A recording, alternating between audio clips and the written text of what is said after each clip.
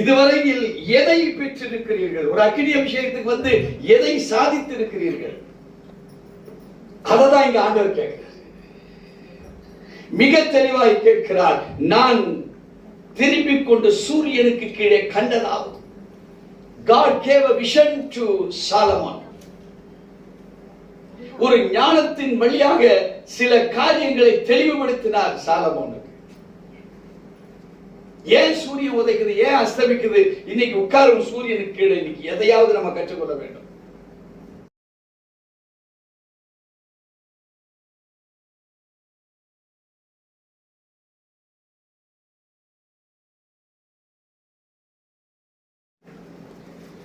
அழைத்தவர் உண்மையுள்ளவர், அவர் நம்மை முடிவு பரியந்தம் நடத்திடுவார். விசுவாசிக்கிறீங்களா?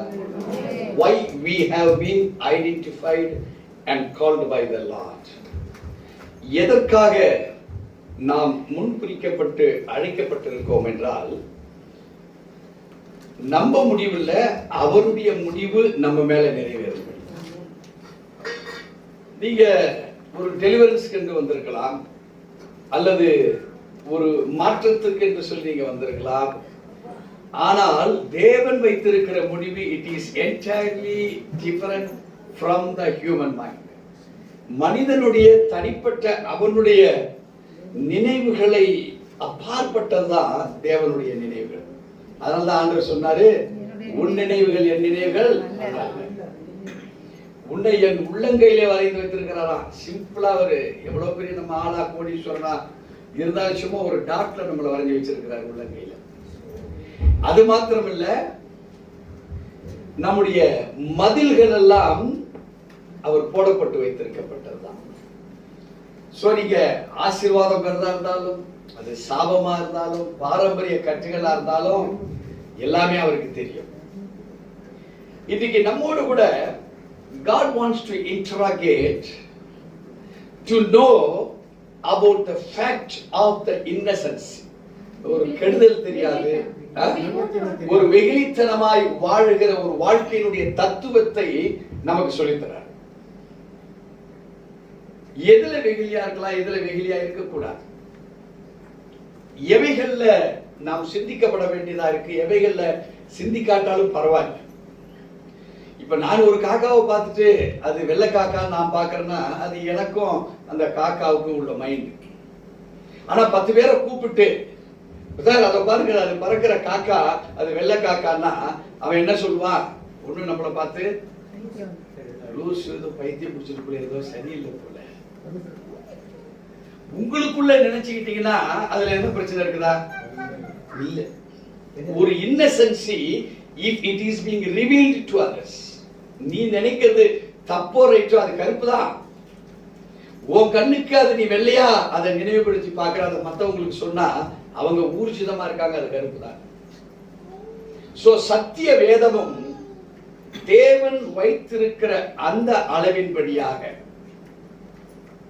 அவைகள் அந்த ரீதியாக நீங்கள் சிந்திப்பீர்களானால் அது ரிவீல்டு இன்னசென்ஸ், அது வெளிப்படுத்தப்பட்ட ஒரு ஆர்டினரி, ஒரு வெகுளியான ஒரு தன்மைகள். இப்போ நீங்க எடுத்துக்கொண்டிருக்கிற உணர்வுகளுக்கும் மற்றவர்களுடைய உணர்வுகளுக்கும் ஒத்து வராத ஒரு காரியமாக இருக்குமானால், நம்மளை பார்க்கிற விதங்கள், நம்முடைய நடத்தைகள், என்கிட்ட பெரிய பெரிய ஊழியக்காரர்கள் நல்லா பேசுவாங்க. அநேகர் அவங்களை குறித்து ரொம்ப பிரமாதமா நினைத்துட்டு இருக்கிற அளவுக்கு அவங்க உயர்ந்தவங்க தான். ஆனால் அதை சிந்தித்து பார்க்க வேண்டிய விதத்துல அந்த பெரிய ஊழியக்காரரோ, பணக்காரரோ, அல்லது படித்தவர்களோ, பெரிய தொழில் அதிபராக இருக்கிறவர்களோ எந்த விதத்துல பார்க்கப்பட வேணுமோ அந்த விதத்துல பார்க்கப்பட்டா அவங்ககிட்ட இருக்கிறதெல்லாம் ஒண்ணுமே கிடையாது, ஜீரோ. தேவச்சனமே, நம்மை அழைத்திருப்பதற்கு தேவன் என்ன விசேஷத்தை வைத்திருக்கிறார்? God has something special to identify us. நம்மை முன்குறித்து அழைத்திருக்கிற ஒவ்வொரு அழைப்பிலும் தேவன் ரொம்ப வித்தியாசத்தை வச்சிருக்கிறார். அதை தான் உணரணும். எப்போது இருக்கிறது எல்லார்கிட்டையும் இருக்கு. இப்போதான் சாப்பிடுறோம், இப்போதான் தூங்குறோம். ஆனா விழித்துக் கொண்டிருக்கிற வேளையிலே are you a different person? ஒரு வித்தியாசமான நபரா நீ? இல்ல எல்லாரும் போற 1000 பேர் நடந்து போற ரோட்ல போற அவனை போலதான் நீயும் இருக்கிறாயா? அதற்காக உங்களையும் என்னையும் தேவன் சிருஷ்டிக்கப்படவில்லை. ஒரு மாமரத்தை கூட தன் கனியினால், அந்த மரத்தை என்ன சொல்றீங்க? சூப்பர் மரங்க இது. அந்த மரம் பழம் நல்லா இருக்காது, அது கொஞ்சம் புளிக்கும். இந்த மரம் பாருங்க ரொம்ப பிரமாதமா இருக்கு. மரம் தன்னுடைய கனியினாலே அறிந்து கொள்ளப்படுகிறது. ஒரு மரத்தையே கனியினால் அறிந்து கொள்ளப்படுமானால் தேவ ஜனமே நீங்களும் நானும், நமக்குள் என்ன இருக்கு? God's word, how it is prevailing, அது எப்படி நடத்தப்பட்டு கொண்டிருக்கிறது நம்மையும் மற்றவர்களையும், அதுதான் ஸ்பெஷாலிட்டி. இங்கே பிரசங்கி சாலமோன் ஞானி 9ஆம் அதிகாரத்திலே 11வது வசனத்தில் சமயமும் தெய்வீக செயலை குறித்து he adopts many truth over it. இங்கே சாலமோன் ஞானி சமயமும் தேவ செயலையும் ஒரு வித்தியாசமான நோக்கத்தோடு கூட மனிதனுடைய வாழ்வில் இணைக்கிறார். இந்த இணைப்பு நம்முடைய வாழ்வில் அது எதையெல்லாம் மாற்றங்களை கொண்டு வருகிறது, மாற்றப்படுகிறது என்பதை ஆராய்ந்து அறிந்து நம்முடைய வாழ்க்கையை சீர்படுத்துவோமானால் நாம் பிசாசின் மேல் வெற்றியை காண முடியும். வாசிக்க கேட்போம். பிரசங்கி 9:11. பக்கம் 798.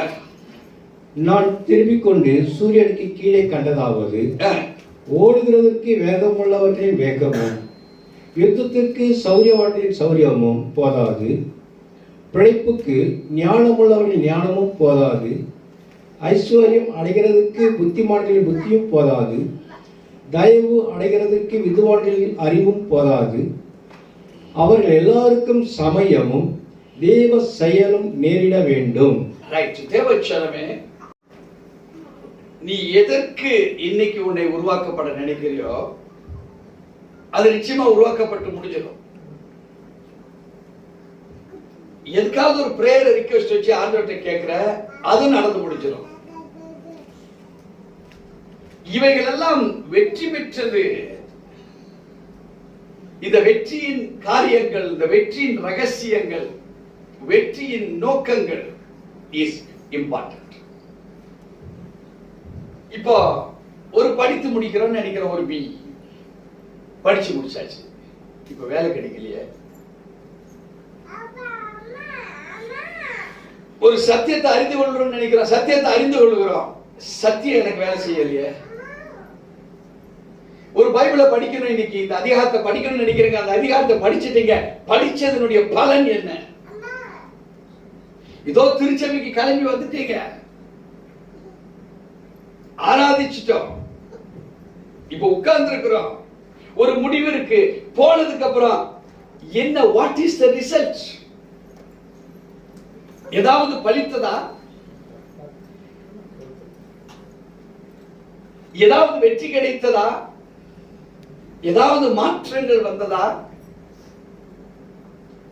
தேவச்சனமே, அப்படி அல்லாத ஒரு வாழ்வை நீ தேர்ந்தெடுத்து வெற்றி பெற்றது எந்த ரகசியத்தில் இருக்கியா? மறைச்சு வச்சிருக்கிறியா உன் வெற்றிய? கூட்டி கழிச்சு கணக்க பாட்டு போறங்க, சைபர் தான். What you have attained so far, இதுவரையில் எதை பெற்றிருக்கிறீர்கள்? ஒரு அக்கினி அபிஷேகத்துக்கு வந்து எதை சாதித்து இருக்கிறீர்கள்? அததான் இங்க ஆண்டவர் கேட்கிறார், மிக தெளிவாய் கேட்கிறார். நான் திரும்பிக் கொண்டு சூரியனுக்கு கீழே கண்டதாவது. God gave a vision to Solomon. ஒரு ஞானத்தின் வழியாக சில காரியங்களை தெளிவுபடுத்தினார் சாலமோனுக்கு. ஏன் சூரியன் உதைக்குது, ஏன் அஸ்தமிக்குது? இன்னைக்கு உட்காரும் சூரியனுக்கு கீழே இன்னைக்கு எதையாவது நம்ம கற்றுக்கொள்ள வேண்டும். பல காரியங்களை வெற்றி பெற்றவர், அறிவியாளை வெற்றி பெற்றவர், ஞானத்தினால் அறிவு பெற்றவர். இங்க அவர் சொல்றாரு, ஓடுகிறதுக்கு வேகம் உள்ளவர்களின் வேகம், யுத்தத்துக்கு சௌரியவான்களின் சௌரியம். அவர்களுடைய ஞானம் அவர்களுக்கு போதாது. ஐஸ்வர்யம் அடைகிறதுக்கு புத்திமான்களின் புத்தியும் போதாது. தயவு அடைகிறதுக்கு வித்வான்களின் அறிவும் போதாது. தேவச்சனமே, அவர்களுக்கு என்ன தேவை? என்ன தேவை அவங்களுக்கு? சமயமும் தேவ செயலும். சமயமும் தேவ செயலும்.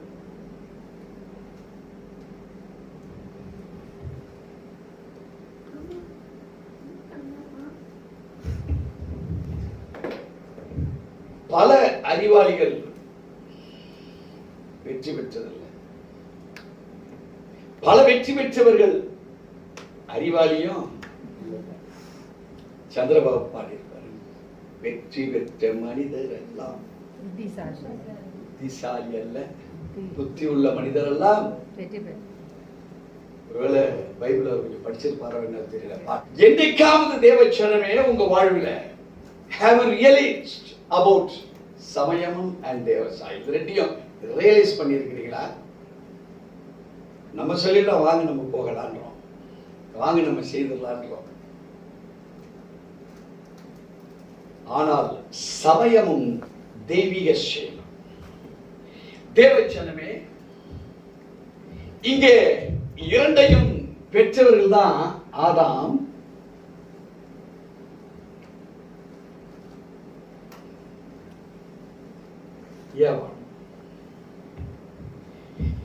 இங்கே சமயமும் தேவ செயலும் இந்த இடத்துல இவங்க வாழ்வுல ஒரு நஷ்டத்தை கொண்டு வந்துச்சு.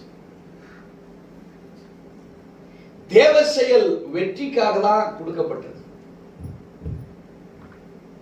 பட் அவங்களுடைய கடந்த வாரத்தை எடுத்தோம் கான்சைன்ஸ்.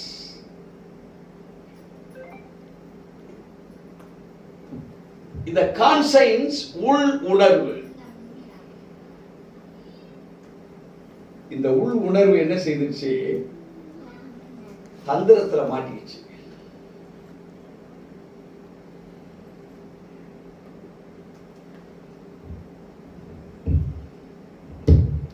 தேவ செயல் ஆனது ஆதாம் ஏவாளை உருவாக்கப்பட்ட உதவினது.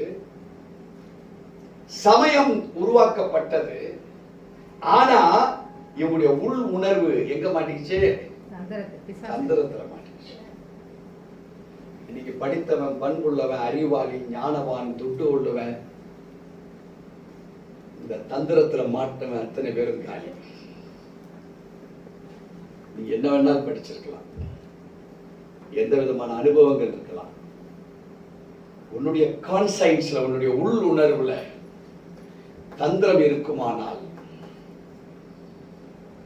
சமயமும் தேவ செயல் உள்ள இருக்குன்னு அர்த்தமா?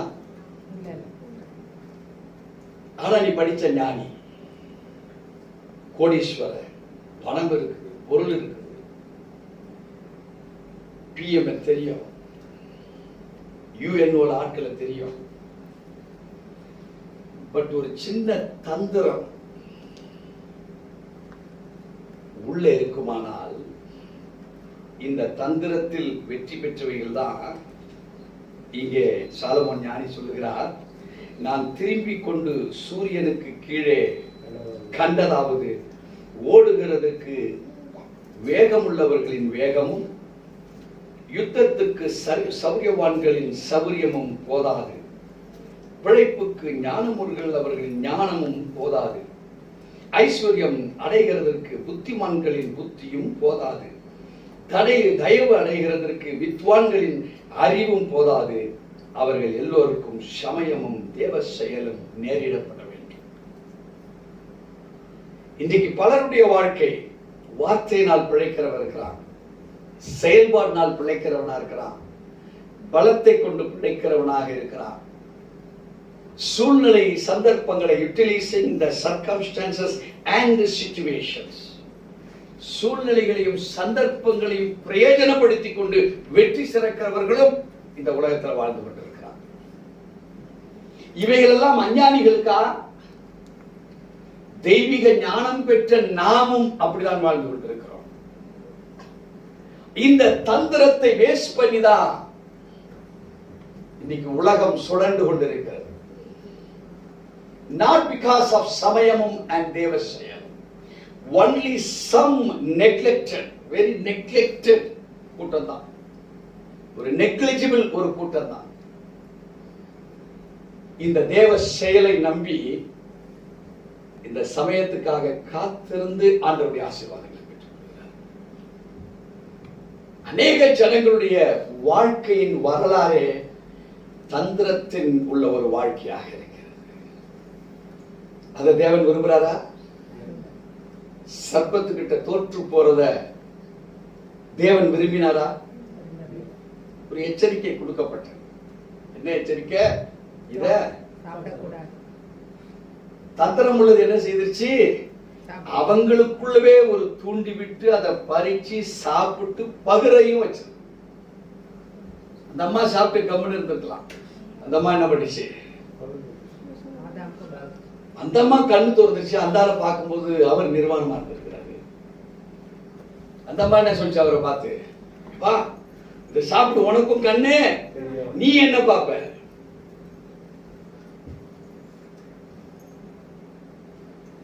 இன்னைக்கு உன்னை பார்த்து என்ன பார்த்துதான் இந்த தந்திரம் என்ன ஆயிடுச்சு? உள்ள வந்துருச்சு. தலைவிரிச்சு ஆடு மாஸ்டர். இன்னைக்கு நீங்க வாழ்க்கையில தோற்று கொண்டு இருக்கிற ஒவ்வொரு இடத்துலையும் தேவச்சனமே நான் சொல்றேன், சமயமும் தேவ செயல் இல்லை, உள்ள தந்திரம். தோற்று போயிருக்கிறியா? நஷ்டப்பட்டிருக்கிறியா? வியாதி வந்துருச்சா? கணவன் மனைவி போராட்டம் இருக்கா? முன்னேற முடியலையா? பேய் பிடிச்சிருந்தா? சூனியம் மேல வச்சு ஆக்ட் ஆகுதா? நீ இருக்கிற இடம் இங்க இங்க இருந்தா வருமா அது? இங்கே ஞானி சாலமோன் ஞானி சகலத்தையும் கற்று உணர்ந்தவர் சொல்லுகிறார், அவர்கள் எல்லாருக்கும், யாரு சூரியனுக்கு கீழே வெற்றி பெற்ற யாரா இருந்தாலும் சரி, நீங்க வெற்றி பெற்றிருக்கலாம். உங்க வெற்றி தேவச்சனமே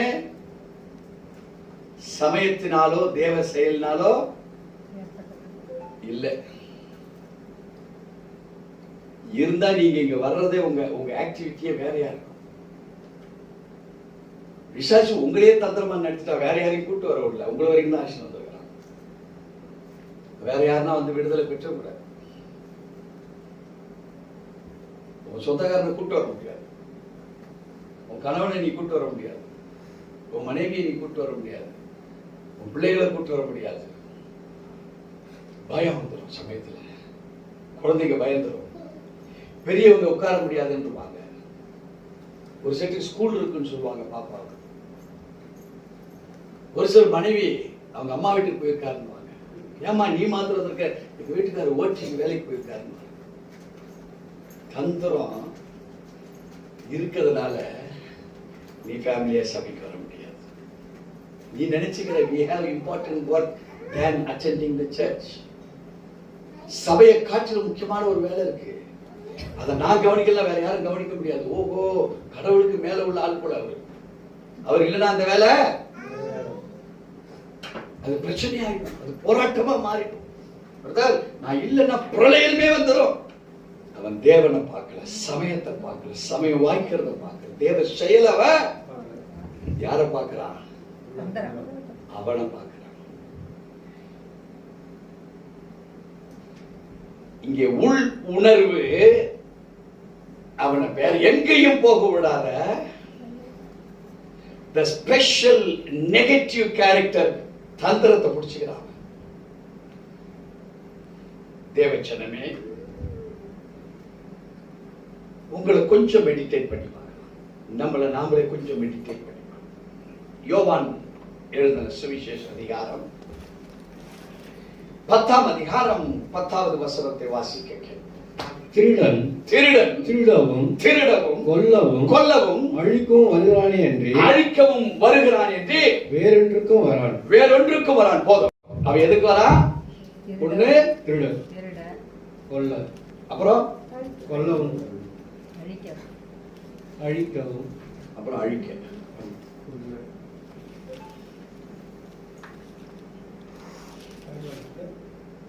அவன் திருட வரான், கொல்றதுக்கு வரான், அழிக்க வரான். வேதத்தை நல்லா வாசித்து இருப்போம், பாட்டு பிரமாதமா பாடுவோம், அபிஷேகத்துல நிறைவோம், எல்லாம் பெற்றிருப்போம். அவனுடைய நெக்ஸ்ட் ஒர்க் என்ன தெரியுங்களா? உங்களை எல்லாம் பெற வச்சுட்டான். நீங்க அபிஷேகம் பெற்றுக்கொண்டீங்க, ஞான திருஷ்டி எல்லாம் ஓபன் ஆயிடுச்சு. பலருக்கு ஞான திருஷ்டி ஓபன் ஆகி தான் உட்கார்ந்து இருக்கிறோம். ஞான திருஷ்டி பூட்டி இருக்குதா, ஓபன் ஆயிருக்குதா? உங்களுக்கு எல்லாம் ஓபன் ஆயிருக்குதா? இதெல்லாம் கேட்கறதுக்கு ஓபன் ஆயிருக்குதா? ஓபன் ஆயிருக்குதா? எல்லாருக்கும் ஓபன் ஆயிருக்குதா? பாப்பா கூட ஒரு சவுண்ட் விட்டுன்னு இருக்குது. பாப்பா அந்த அம்மாவுக்கு ஒரு ஞான திருஷ்டி ஏதோ ஓபன் ஆயிருக்கு. அவங்க ஞான திருஷ்டி என்ன ஆயிருக்கு? எல்லாத்துக்கும்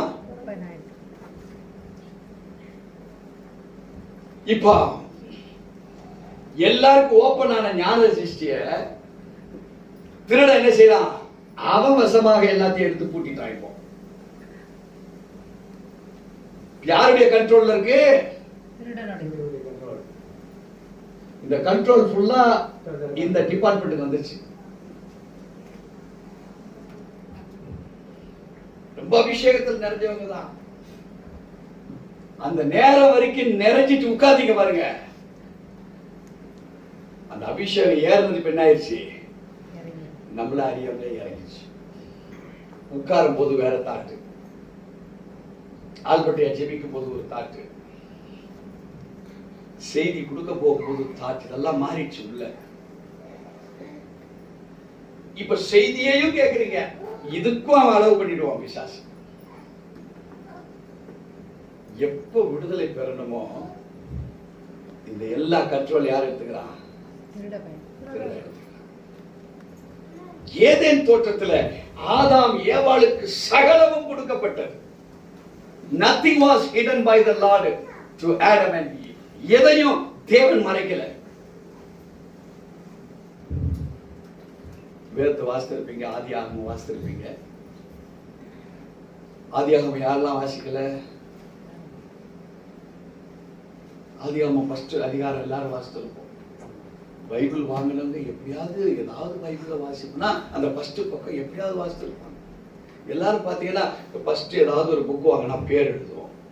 எழுந்தபோது மேலே கீழே அக்கம் பக்கம் என்ன இருக்கு? ரோஜா பூ படம் போட்டிருக்கிறது, ஏதாவது படம் போட்டிருக்கிறது எல்லாம் நம்ம என்ன பண்ணிடுறோம்? கண்ணில் பதிவாயிடுது. அதே போல ஆதி ஆகமத்துல ஆதாம் ஏவாளுக்கு சகலமும் கொடுக்கப்பட்டதா? உண்டா இல்லையா? ஆனா சகலமும் இந்த தந்திரத்துக்கு அப்புறம் என்னாச்சு? கொடுத்ததெல்லாம் ஆண்டவர் என்ன பண்றாரு? ஏதேன் தோட்டத்துல அவங்களுக்கு இடம் இல்லைன்னு சொல்லி இப்ப வேதம் சொல்லுகிறது, திருடன் கொல்லவும் திருடவும் அழிக்கவுமே வருகிறான் என்று வேறொன்றுக்கும் தேவச்சனமே. இஃப் யுவர் கான்செப்ட், உங்க சிந்தனைகள் தந்திரத்துக்கு உட்பட்டு இருக்குமானால் உன் வாழ்க்கை திருடப்படும். உன்னுடைய லைஃப் அது கொள்ளுகிற வாழ்க்கையாக மாறும். உன் கையின் பிரயாசங்கள் அழிக்கப்படுகிற நிலைமைக்கு தான் நம்ம போவோம். யார் ஒருவன் தேவனுடைய வார்த்தையை கிடைத்த உடனே, எரேமியா 15:16 போட்டு வார்த்தையை கிடைத்த உடனே அவைகளினால் it should be digested. அது சிந்தனைக்கு மாத்திரமல்ல, ஓடுகிற நாடி நரம்புகள் கணுக்கள் தசைகள் எல்லாம் அது ஃபிலப் ஆயிடும். திருடன் தேடி பார்த்தாலும் அதே கிடைக்கூடாது. கொள்ளலான் வந்தாலும் அந்த அது ரத்தமா மாறி போச்சுப்பா அவருக்குள்ள, சகோதரிக்குள்ள. அதை நான் அழிக்கவும் முடியாது, கொல்லவும் முடியாது. இப்ப அதை திருடவும். Spirit is dependent upon emotions. நம்முடைய உணர்வுகள் அடிப்படையில ஒரு நியாயமும் நேர்மையும் சமயமும் தேவ செயலுக்கும் இருக்கக்கூடிய சாயலை விட்டுட்டு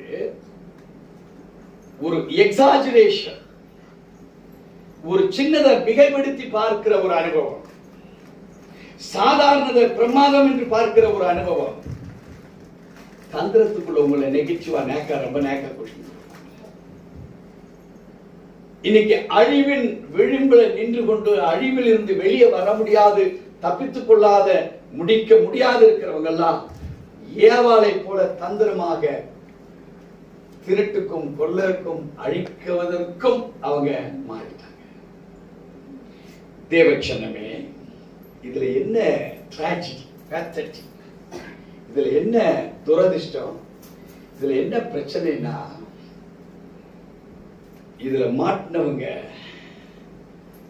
ஏவாள் ஆதாமுக்கு கொடுத்தது போல. நல்ல விளங்குங்களா? இந்த தந்திரத்துல மாட்டினவங்க ஏவாள் ஆதாமுக்கு கொடுத்தது போல கிறிஸ்தவ மக்கள் தந்திரத்துல பிணைக்கப்பட்டவர்கள் அந்த தந்திரத்துல பலரை அடிமைப்படுத்துகிறவர்களாய் மாறுகிறார்கள். விளங்குதா? சொன்ன கான்செப்ட் புரியுதா?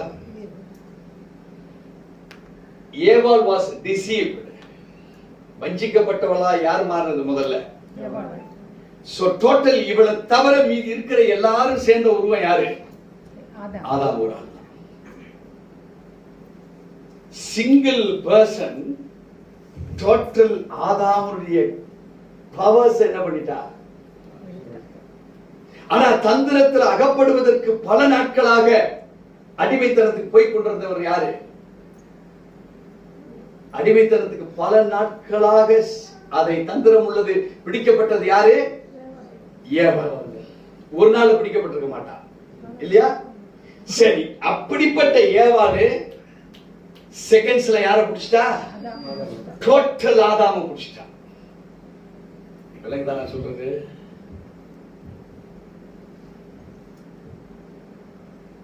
ஒரே ஒரு ஆள் தந்திரத்துல விழறதுக்கு பல மாதங்கள், பல ஆண்டுகள்.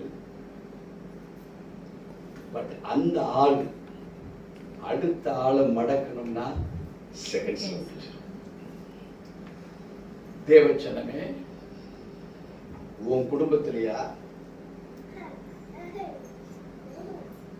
இல்ல உனக்குள்ளாகவா எங்கேயோ பல காலங்களுடைய திட்டம் தந்திரம் ஒரு ஆளை எங்கேயோ மாட்ட வச்சிருக்கு. அது உள்ள நுழைந்ததுதான் ஃபைனான்ஸ் பிரச்சனைகள், உயர்வற்ற நிலை, சாதிக்க முடியாத நிலை, சூனியங்களினாலும் மாந்திரிகங்களினாலும் அந்த குடும்பம் பிணைக்கப்பட்டதாக மாறுகிறது.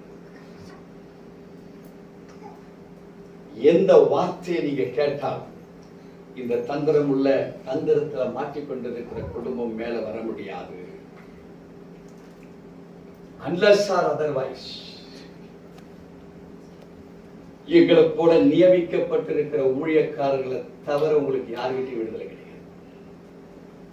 நீ எந்த பைபிள் வேணா படி, எத்தனை முறை வேணா படி,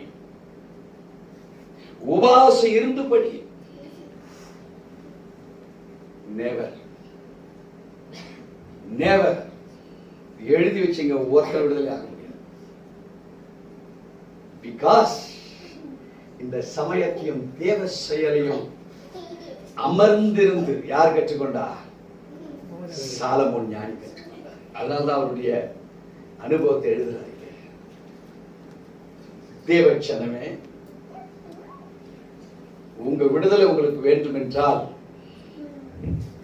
ரிலே அப்பான் காட். தேவன் மேல் சார்ந்து வாழ்கிற வாழ்க்கைக்கு உங்களை ஒப்பு கொடுக்க முடியலையா? Go for a counseling. ஒரு ஆலோசனைக்கு கடந்து செல்லுங்க.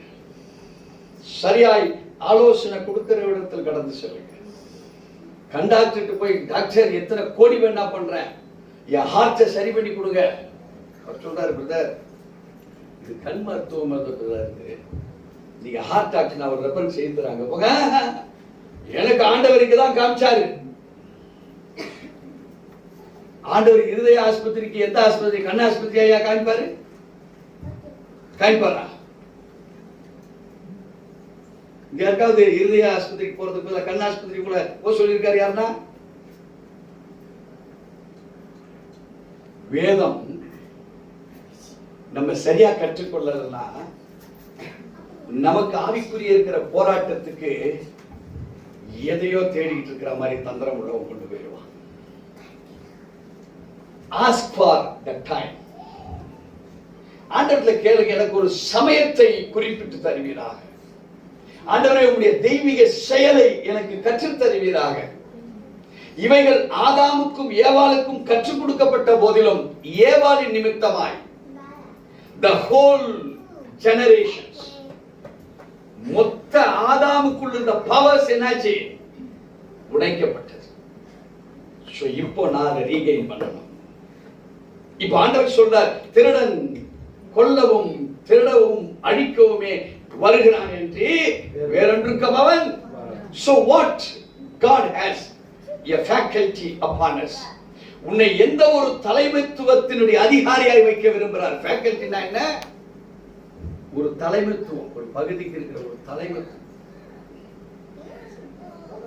இப்ப ஆண்டவர் சொல்றார், பேசுறார், வாசிக்க கேட்போம். நானோ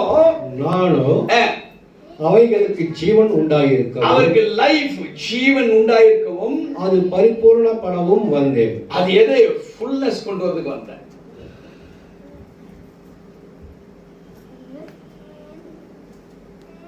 தேவச்சனமே, யாருக்கிட்ட இருந்து இப்ப பறி போயிருக்குதோ, யாருக்கிட்ட இல்லாமையில் இருக்கிறீங்களோ, யார் போராட்டத்தில் இருக்கிறீங்களோ, உங்களுக்கு என்ன கொடுக்க வராரு? லைஃப் ஜீவனை கொடுக்கிறாரு. இதை கொடுத்து அப்படியே விட்டா மறுபடியும் திருட உங்கள்ட்ட இருந்து திருடிடுவான். இப்போ உங்களுக்கு என்ன செய்யறார்? ஒரு பரிபூர்ணத்தை கொடுக்க வராரு. விசுவாசிக்கிறீங்களா? விடுதலை எப்படிப்பட்டதா இருக்கணும்னா டைமில் இல்ல, 100%. எனக்கு 1079 ஒரு வியாதி, 2000 வரைக்கும் 21 ஆண்டுகள் வியாதி. வியாதியிலிருந்து சுகப்பட்டேன். 2000 வருஷத்துக்கு அப்புறம் 2001 சுகப்பட்டேன். இப்ப என்ன கேட்கலாம், பாஸ்டர் அந்த வியாதி வந்து போகுதா? மாசத்துக்கு ஒரு தடவையா? இல்ல மாசத்துக்கு உங்களுக்கு 2 தடவை வந்து போகுதா? இல்ல 6 மாசத்துக்கு ஒரு தடவை, வருஷத்துக்கு 2 தடவை வந்து போகுதா? இல்ல 2 வருஷத்துக்கு ஒரு தடவை, 4 வருஷத்துக்கு 2 தடவை வந்து போகுதா? அல்லது 4 வருஷத்துக்கு ஒரு தடவை, 8 வருஷத்துக்கு 2 தடவை வந்து போகுதா? இல்ல 8 வருஷத்துக்கு ஒரு தடவை, 16 வருஷத்துக்கு 2 தடவை வந்து போகுதா? நான் சொல்லி எனக்கு வரதே இல்லை. அந்த வியாதி எனக்கு வரதே இல்லை. 24 வருஷமா அந்த வியாதியை பத்தி வேணா சொல்லலாம். கொஞ்சம் இருக்க வைத்த வரதா போட்டு தொட்டு பார்க்கிறேன் அப்படின்னு சொல்றதுக்குள்ள நானே போறத விசுவாசிக்கிறது. அந்த வியாதி வருதா இல்லையான்னு நானு என்ன விசுவாசிக்கிறேன்னா, சமயமும் தேவ செயலும் ஒன்ஸ் இல்லைன்னா இல்லதான். ஏன் இத சொல்றேன்? ஒரு பிசாசு சாப்பிடக்கூடாதத சாப்பிட வச்சது உண்மையா பொய்யா? அப்போ தேவனால் உனக்கு கொடுக்கப்படுகிறது, உனக்கு வியாதி இல்ல, உனக்கு பிரச்சனை இல்ல, உனக்கு போராட்டம் இல்ல, உனக்கு சூனியம் இல்ல, உனக்கு மாந்திரிகம் இல்லை என்று சொல்லுகிற ஒரு வார்த்தை, அது உண்மையா இருக்குமா இருக்காதா? அந்த விசுவாசத்தான் தேவன் பார்க்கிறார். அததான் யாருக்குள்ள இருக்குன்னு தேட ஆரம்பிக்கிறார். அததான் சொல்றார், நானும் அவைகளுக்கு ஜீவனையும் அந்த ஜீவனை பரிபூர்ணப்படுத்தவனா வந்திருக்கிறேன். தேவச்சனமே, நம்ம லைஃப் ஃபேக்டர் எப்படி பழகிடுச்சு தெரியுமா? ஜீசஸ் என்று சொன்ன உடனே நமக்கு ஒரு பவர் கிடைக்குது. ஆனா பவர் கிடைச்ச நேரத்துல சாத்தான் நம்ம கால் கீழே தான் இருக்கிறான். ஆஃப்டர் சம் டைம் அவன் எழும்புறான். எழும்பும் போது நீ காலு கீழே போட்ட சாத்தான் தானே நினைக்காம அவன் எழும்புற மேல நீ விசுவாசத்தை வைக்கிற. புரியுதுங்களா? எங்க ப்ராப்ளம் அரிஸ் ஆகுது? ஜீசஸ் சொன்ன மாத்திரத்துல நமக்குள்ள என்ன ஆக்டிவேட் ஆகுது? The power of faith act ஆகுது. ஆனால் அந்த ஃபெய்த்ல கீழே விழுந்த பிசாசு ஏதோ ஒரு ரூபத்தில் எழும்புறான். நாம் இப்ப எதை பார்க்கிறோம்னா எழும்புகிற ஸ்பிரிட்டை பார்க்க ஆரம்பிச்சிடும். இங்க ஆண்டவர் சொல்லுகிறார், திருடன் என்னவோ இந்த 3 காரியத்தை செய்யதான் வரான். என் வார்த்தையை கேட்கறீங்க, நீங்க பவரா இருக்கிறீங்க, நான் லைஃபையும் கொடுக்கிறேன், அவனுக்கு ஃபுல்னஸ், அதனுடைய முழுமையை நான் கொடுக்கிறேன். ஆனா நீங்க எடுத்துக்கிறது என்ன? ஃபார் கொஞ்ச நேரம் தான், some time, for a limited period தான் நீங்க என்ன பார்க்கறீங்க. தேவச்சனமே, இங்கே இந்த திருடன் விதைப்பது என்ன?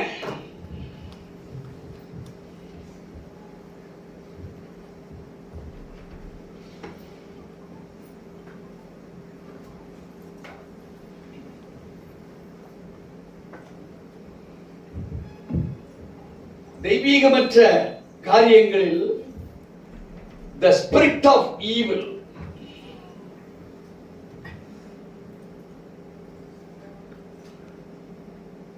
இவன் என்ன செய்யறான்னா 3 விதமான காரியங்களை அவன் செய்யறான் இருக்கிறான். ஒன்று டார்க்னஸ், ஒரு இருளை கொண்டு வரான் முதல்ல.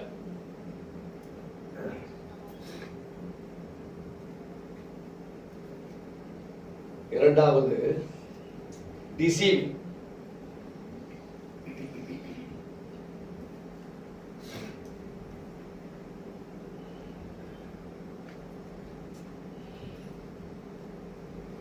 மூன்றாவது டிசெப்ஷன்.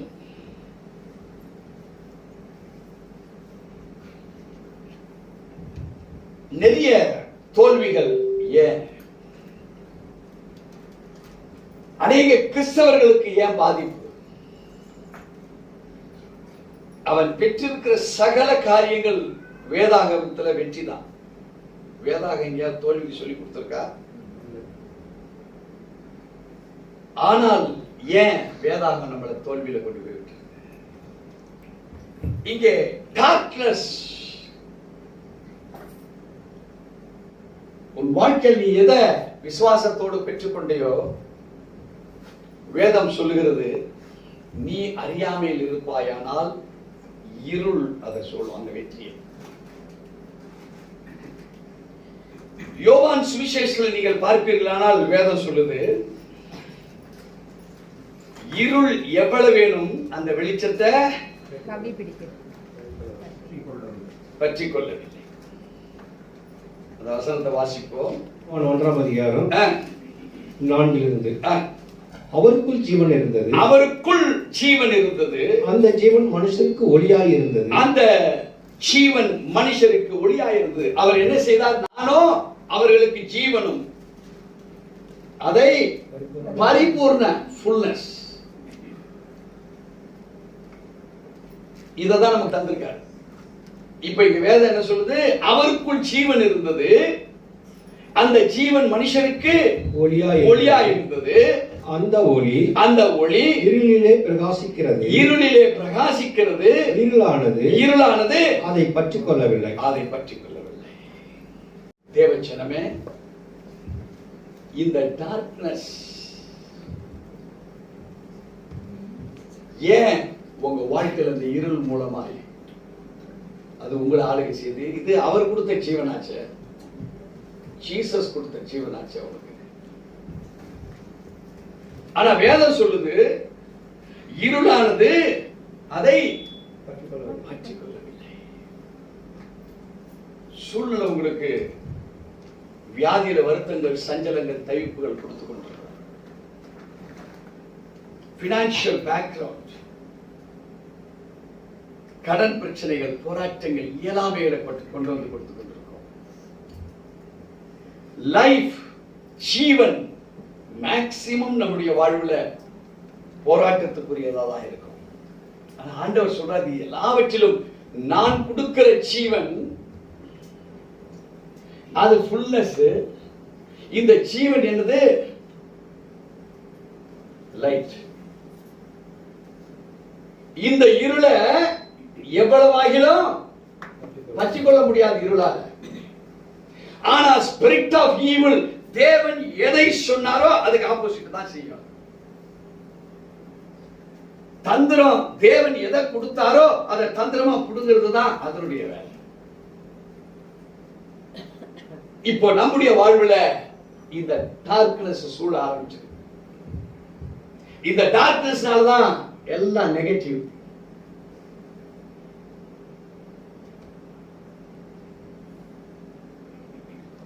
தேவச்சனமே, உங்களுக்குள்ள இருக்கக்கூடிய எல்லா நெகட்டிவ்ஸ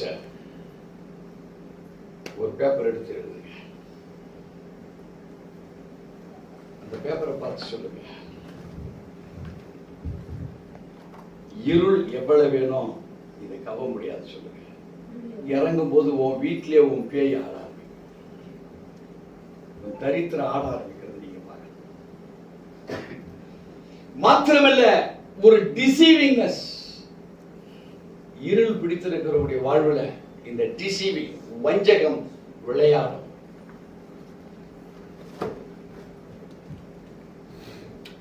டிசப்ஷன் ஏமாற்றம்.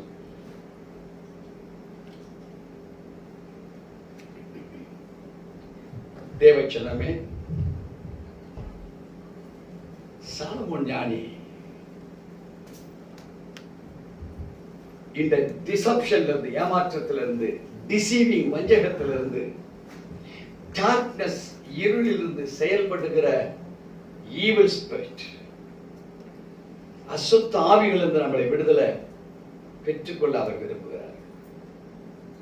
எப்படி விரும்புகிறார் சாலமோன் ஞானி? தன்னுடைய புத்தகத்தின் வழியாக பரிசுத்த ஆவியானவர் அவருக்கு எதை சொல்லி கொடுத்திருக்கிறாரோ,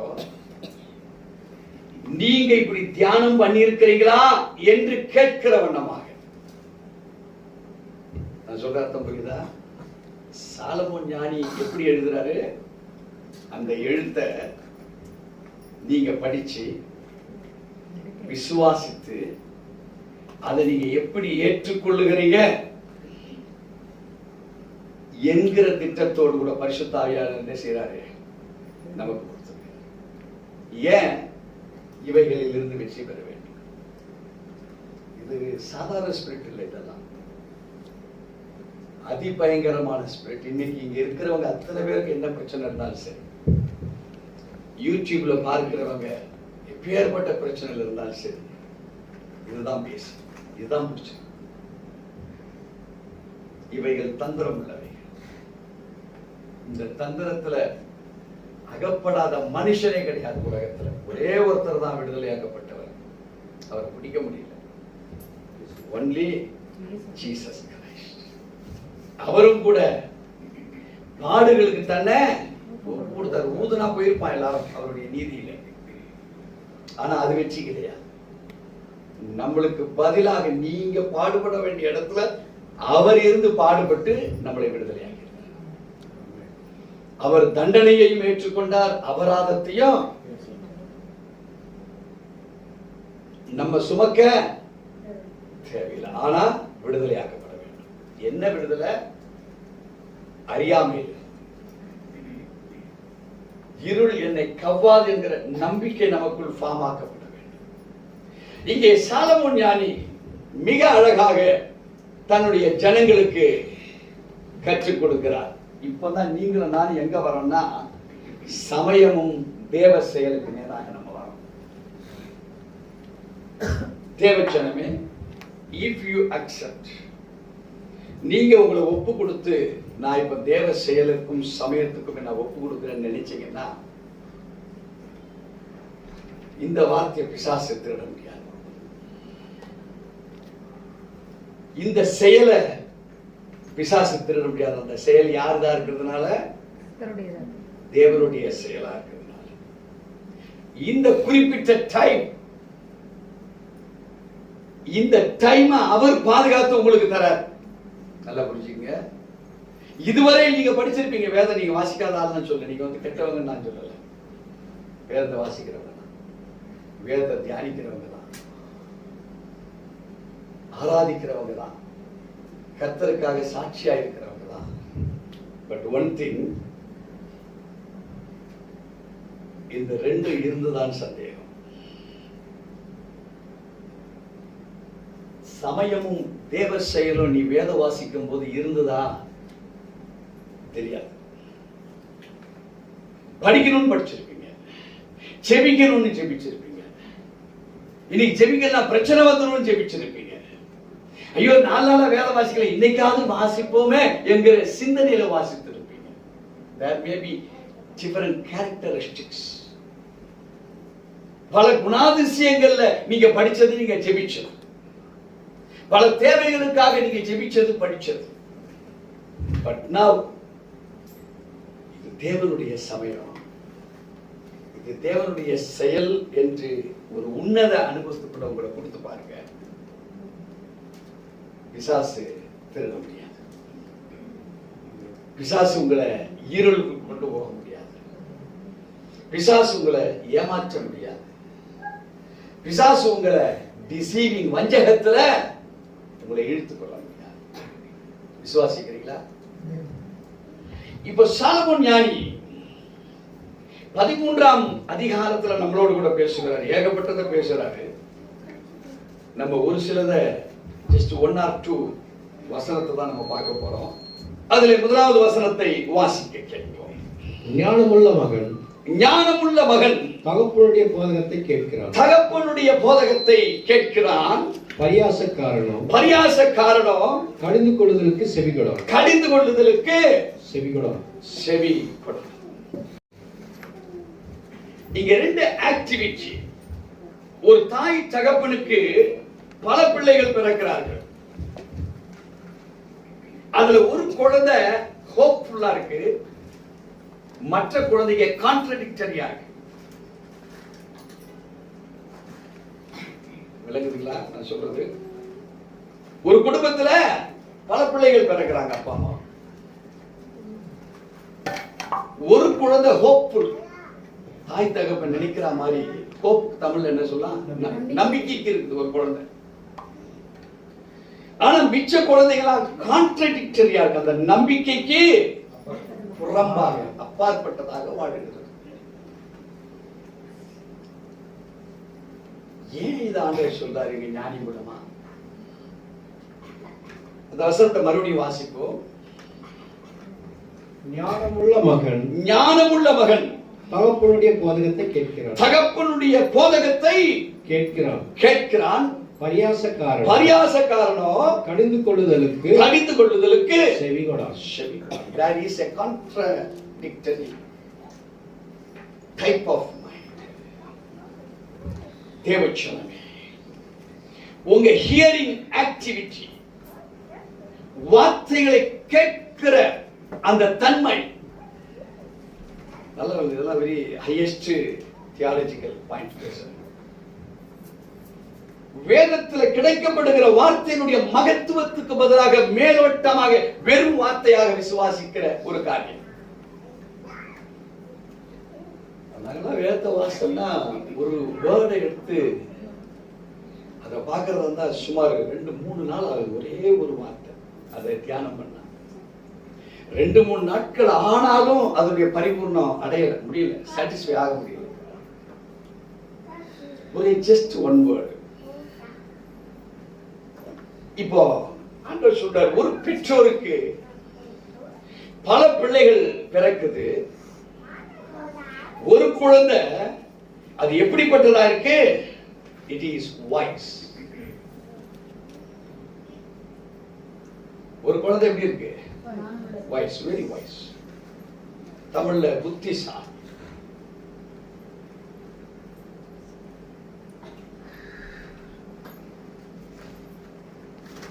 தேவச்சனமே, இன்னொரு குழந்தை எப்படி இருக்குன்னா ஸ்கோஃபா.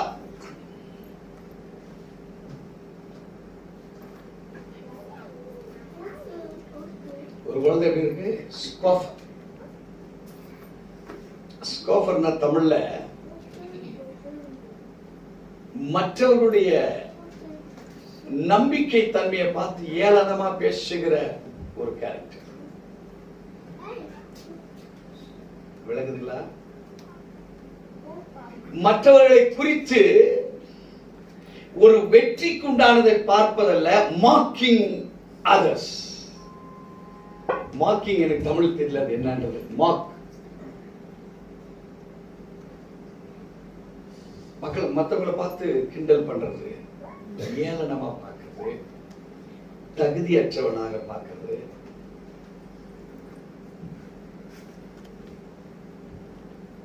இந்த புத்திசாலித்தனத்துல உள்ளவனை இவன் எவ்வளவு படித்தவனா இருந்திருக்க முடியும்? புத்திசாலி உள்ளவன் எவ்வளவு அறிவாளியா இருந்திருப்பான்,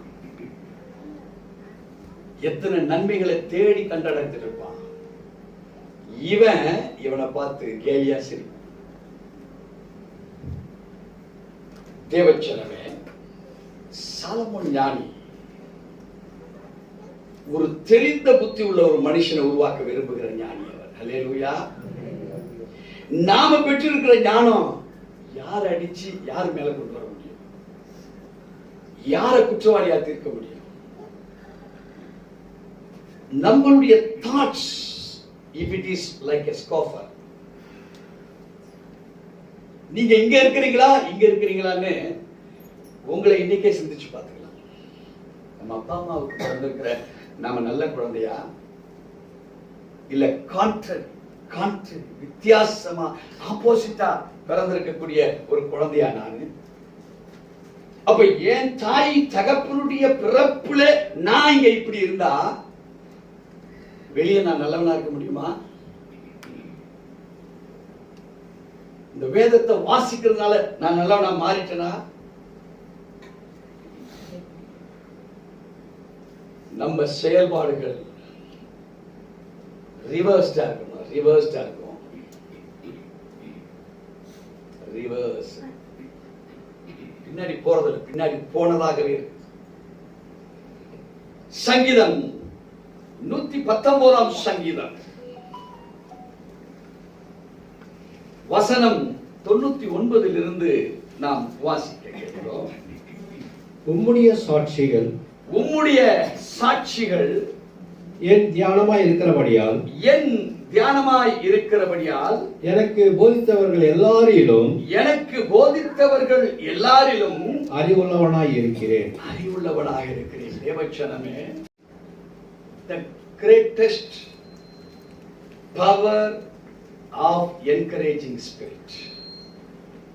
இங்கே வேதம் சொல்லுது, உம்முடைய சாட்சிகள் என் தியானமாய் இருக்கிறபடினால். The testimony of Lord Jesus, the testimony of the determination of the Holy Father,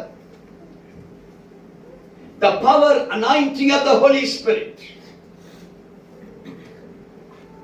எதிர்வேறு விளங்கு ஜீசஸ போல தகப்பனுடைய சித்தம் திட்டம் தீர்மானத்தை போல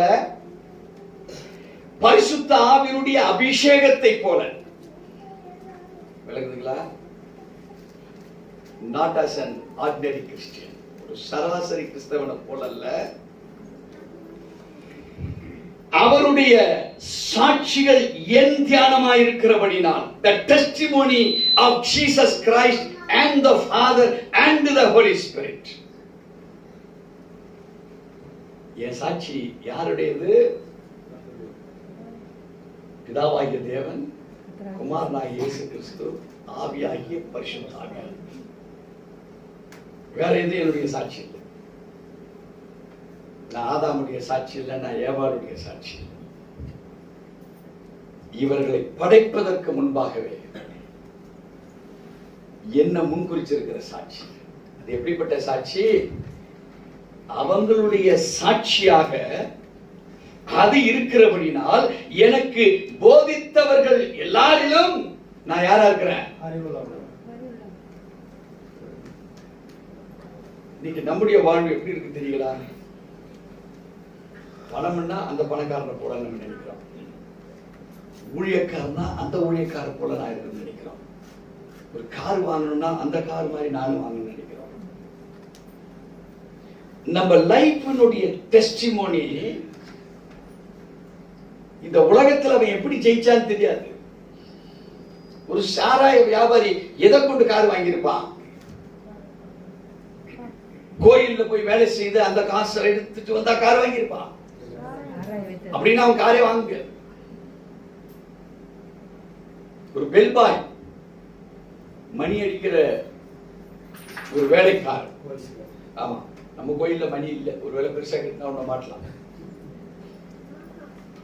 நம்ம சாட்சிகள் எதை குறித்தது?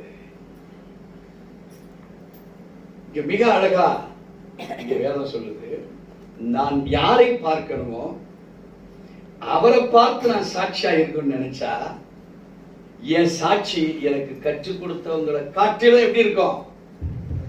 சூப்பர். அநேகமா தோற்று போயிருக்கிற அத்தனை கிறிஸ்தவர்களும் நான் அவரை போல பாடணும், நான் அவரை போல பிரசங்கம் பண்ணணும், நான் பக்கத்து வீட்டுக்கார மேரி அம்மாவை போல நான் பணத்தோட வாழ. தேவச்சனமே, பட் வேதம் அதை நமக்கு சொல்லிக் கொடுக்கவில்லை.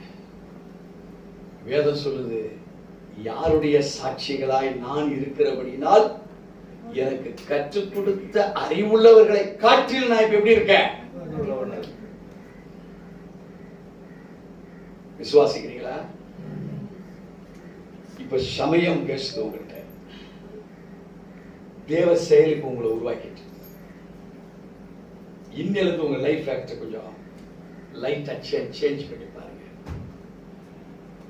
அருமையான தேவச்சனமே, வாசிப்போம் தொடர்ந்து.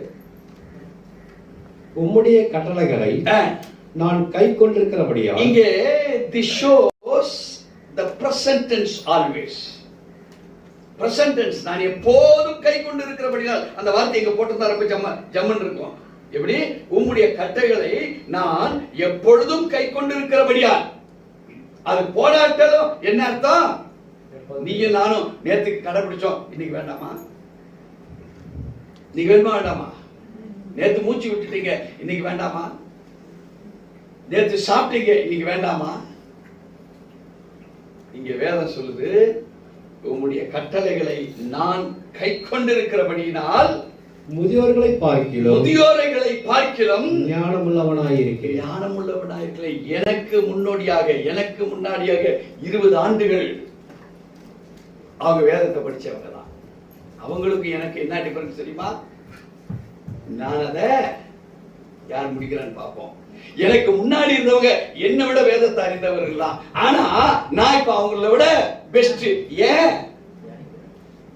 அந்த கட்டளைகளை கை கொண்டிருக்கிறபடியினால். சோ தந்திரருக்கு காட்ஸ் எனர்ஜி, காட்ஸ் எனர்ஜி நமக்குள்ள இருந்தா பிதா குமாரன் பரிசுத்த ஆவியினுடைய டெஸ்டிமோனியாக நீங்க இருப்பீங்க. 1000 அறிவாளிகள் ஞானிகள் உங்களுக்கு கற்றுக் கொடுத்தால் உங்க சாட்சி தி பெஸ்ட் அறிவுள்ளதா இருக்கும். அது மாத்திரமல்ல, அவன் யாரா இருப்பான்னா, நமக்கு முன்னோர்கள் பலர் இருந்து கற்றுக் கொடுத்தாலும் நீங்க அந்த கட்டளைகளை கை கொண்டிருக்கிறபடினால் நீங்க இன்னும் பெஸ்டா இருப்பீங்க. நாம அந்த ஏவாள் ஆதாம் ஏமாற்றப்பட்ட அந்த ஈவில் ஸ்பிரிட்டுகளினால் அல்ல, நீங்களும் நானும் கற்றுக்கொள்கிறவர்களாய் மாறி இருக்கோம். அவர்கள் இழந்த இழப்ப போல அல்ல, நம்மளுடைய பிரிவிலேஜ், நமக்கு கொடுக்கப்பட்டிருக்கிற ஸ்லாக்கியம் மிக உன்னதமான. வாசிக்க கேட்போம் தொடர்ந்து. உம்முடைய வசனத்தை நான் காத்து நடக்கும்படிக்கு சகல பொல்லாத வழிகளுக்கும் என் கால்களை விளக்குகிறேன். தேவச்சனமே, இந்த வசனம் சொல்லுது, என் காலை இடறல் பண்ண வருகிற ஸ்பிரிட் எனக்கு தெரியும். ஏவாளுக்கு அன்னைக்கு தெரியாது. விளங்குதா? இங்க என்ன சொல்றாரு? உம்முடைய வசனத்தை நான் காத்து நடக்கும்படிக்கு சகல பொல்லாத வழிகளுக்கும் என் கால்களை விளக்குகிறேன்.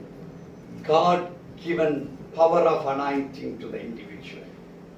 ஒரு தனி மனிதனுக்கு தேவன் கொடுக்கப்பட்டிருக்கிற, அருளப்பட்டிருக்கிற அந்த அபிஷேகம் என்ன செய்து தனக்கு என்ன வரப்போகுது என்பதை கற்றை காமிக்குது, பிரச்சனையை காமிக்குது, போராட்டத்தை காமிக்குது. அது மாத்திரமல்ல, மற்றவனுக்கு என்ன பிரச்சனை என்பதை கண்டுபிடிக்கிற அளவுக்கு உன்னை ஞானவானா மாற்றுவார். என்கிட்ட வர்றவனுக்கு என்ன ஸ்பிரிட் எனக்கு நான் தெரியுமா? தெரியாது. தேவன் கொடுத்த ஞானம், தேவ சித்தம், தேவ திட்டம், தீர்மானங்கள், அவருடைய கட்டளைகளை கை கொள்ளுகிறபடினால் சமயமும் தேவ செயலும் எதிராளி கிட்ட என்ன பிரச்சனை இருக்கு என்பதை அறிய முடியும். உன்னையும் அறிஞ்சுக்கிற, மற்றவனையா? உன் கால் மற்றவனத்துல சிக்குமா? தேவச்சனமே, டிபெண்ட் அப்பான். எதை சார்ந்திருக்க வேண்டும்? தேவன் வகுத்திருக்கிற சமயத்தையும் தேவ சாயலும் தேவ செயலையும் நீ சார்ந்திருக்கிறவனாய் மாற வேண்டும் என்பது தேவனுடைய அங்கீகாரமாக இருக்கு. வாசிக்க கேட்போம். நீர் எனக்கு போதித்திருக்கிறபடியால், நீர் எனக்கு போதித்திருக்கிறபடியால் நான் உம்முடைய நியாயங்களை விட்டு விலகேன். நான் உம்முடைய நியாயங்களை விட்டு விலகேன். இந்த ஹோல் பைபிளை படிச்சிருப்பீங்க. இங்க 10 பேர் படிக்க வைங்க. 10 பேரை எழுப்பி உனக்கு எந்த வசனம் தொட்டுதுன்னா 10 வசனங்களையும் 10 பேர் சொல்லுவாங்க. ஒரே வசனத்தை 10 பேர் சொல்ல மாட்டான். அவனவனுக்கு தொடப்பட்டிருக்கிற வித்தியாசங்கள் வேறு. ஏன் ரட்சிப்புக்குள் வந்தீங்க? தரித்திரத்தில் தான் பாஸ்டர், எனக்கா ஜெபிச்சாங்க, தரித்திரம் போயிடுச்சு, ரட்சிப்புக்குள் வந்தாங்க. ஏன் ரட்சிப்புக்குள் வந்து இன்னொருத்தனை கேட்கறீங்க? என் குடும்பம் சரியில்லை பாஸ்டர், ஜெபிச்சோம், குடும்பம் நல்லாச்சு, ரட்சிப்புக்குள் வந்தேன். நீங்க எங்க சிஸ்டர் இருந்தீங்க? எனக்கு வியாதி படிக்கல, பிரச்சனையில இருந்தாரு எங்க வீட்டுக்காரர், அவருக்காக நாங்க ஜெபிச்சோம். இவங்களுக்கு வியாதி இல்லை. அதை ஆண்டவர் நிறைவேற்றினார். நாங்க குடும்பமா ஆண்டவர் ஒவ்வொருவரும் ஒவ்வொரு சாட்சிகள். வேதம் சொல்லுது இங்க மிக தெளிவாக, நீர் எனக்கு போதித்திருக்கிறபடினால் God individually spoke to an individual. பொதுப்படையா நடத்தப்பட்டாலும் பேசப்படுகிறது இண்டிவிஜுவாலிட்டி, தனிப்பட்ட ஆங்கிள். இங்க அததான் வேதம் கற்றுக் கொடுக்கிறது. நீங்க வேதத்தை வாசிக்கிற பொழுது no comparison with others, for me, for my sake. அல்லேலூயா. படிக்கணும் என்பதற்காக அல்ல, ஆராய்ச்சியில் இருக்கப்பட வேண்டும் என்பதற்காக அல்ல, அறிந்து கொள்ள வேண்டும் என்பதற்காக அல்ல. இங்கே சொல்லுகிறார், நீர் எனக்கு போதித்திருக்கிறபடியால் அவருடைய சித்தத்தினாலே நான் அறிந்து கொள்ளுவது. உனக்காக இல்ல. உனக்கு இன்னைக்கு வரைக்கும் தான் தெரியும், நாளைக்கு என்ன நடக்குது யாருக்கா தெரியுமா? இப்ப அவர் போதிக்கிறார் உங்களுக்கு என்று நீ எடுப்பாயா? உங்களுக்கு ஒரு கேள்வியை கேட்டு ஆண்டவர் என்ன பேசுறாருன்னு ஒரு பக்கத்தை புரட்டி பார்க்கலான்னு போகாத பக்கத்துக்கு, அது வேலை செய்யாது. ஆண்டவரே, நீங்க எனக்கு என்ன கற்றுத்தரீங்க? இது எத்தனை பேர் அத மாதிரி வேதத்தை பார்க்கிறவங்களா? எத்தனை பேர் ஒப்படைச்சுட்டு உங்க சமயத்தையும் தேவ செயலும் எனக்கு கற்றுத்தாரும் ஆண்டவரே, அதை நான் செய்ய நினைக்கிறேன். ஏன்னா ஓடுகிறதுக்கு நீர் கொடுத்த பெலன் யூஸ் இல்லை. அதெல்லாம் என்ன? நான் ஓட்டத்துல ஜெயிக்கிறதுக்காக தான். ஆண்டவர் கொடுத்த பெலன் தான். ஆனா அதையும் தாண்டி ஒண்ணு இருக்க, உங்க சமயம் உங்க செயல் இருக்குதே, அது எனக்கு இல்ல ஆண்டவரே, பரலோகத்தின் மகிமைக்காக, நான் இந்த பூமியிலே வளருவதற்காக. எத்தனை கிறிஸ்தவ இந்த கன்ஃபர்மேஷன்ல வளர்றான்? தனக்கென்று வாழுகிற ஒரு வாழ்க்கையில தான் தன்னலத்துக்கு உண்டான ஸ்பிரிட்ல மாட்டிருக்கோம். டிசெப்ஷன், ஏமாற்றத்தின் ஸ்பிரிட். டிசெப்ஷன் என்றால் ஏமாற்றப்படுகிற நிலை. அந்த ஸ்பிரிட்ல மாட்டிக்கலாம். தேவச்சனமே, வாசிக்க கேட்போம். உம்முடைய வார்த்தைகள், உம்முடைய வார்த்தைகள் என் நாவுக்கு எவ்வளவு இனிமையானவைகள், என் வாய்க்கு அவைகள் தேனிலும் மதுரமாயிருக்கும். உமது கட்டளைகளால் உணர்வடைந்தேன், ஆதலால் எல்லா பொய் வழிகளையும் வெறுக்கிறேன். இப்போ இங்க ஸ்கோரர், இப்போ புத்திசாலியை நான் விரும்புறேன். ஒரு குடும்பத்துல பிறக்கப்பட்டிருக்கிற இது ஒரு சைல்டு, இது ஒரு சைல்டு. 4-5 பிள்ளைங்க வீட்டுல இருக்கிற குழந்தைகளை பாத்தீங்கன்னா ஒவ்வொன்றும் ஒவ்வொரு ரகமா இருக்கு.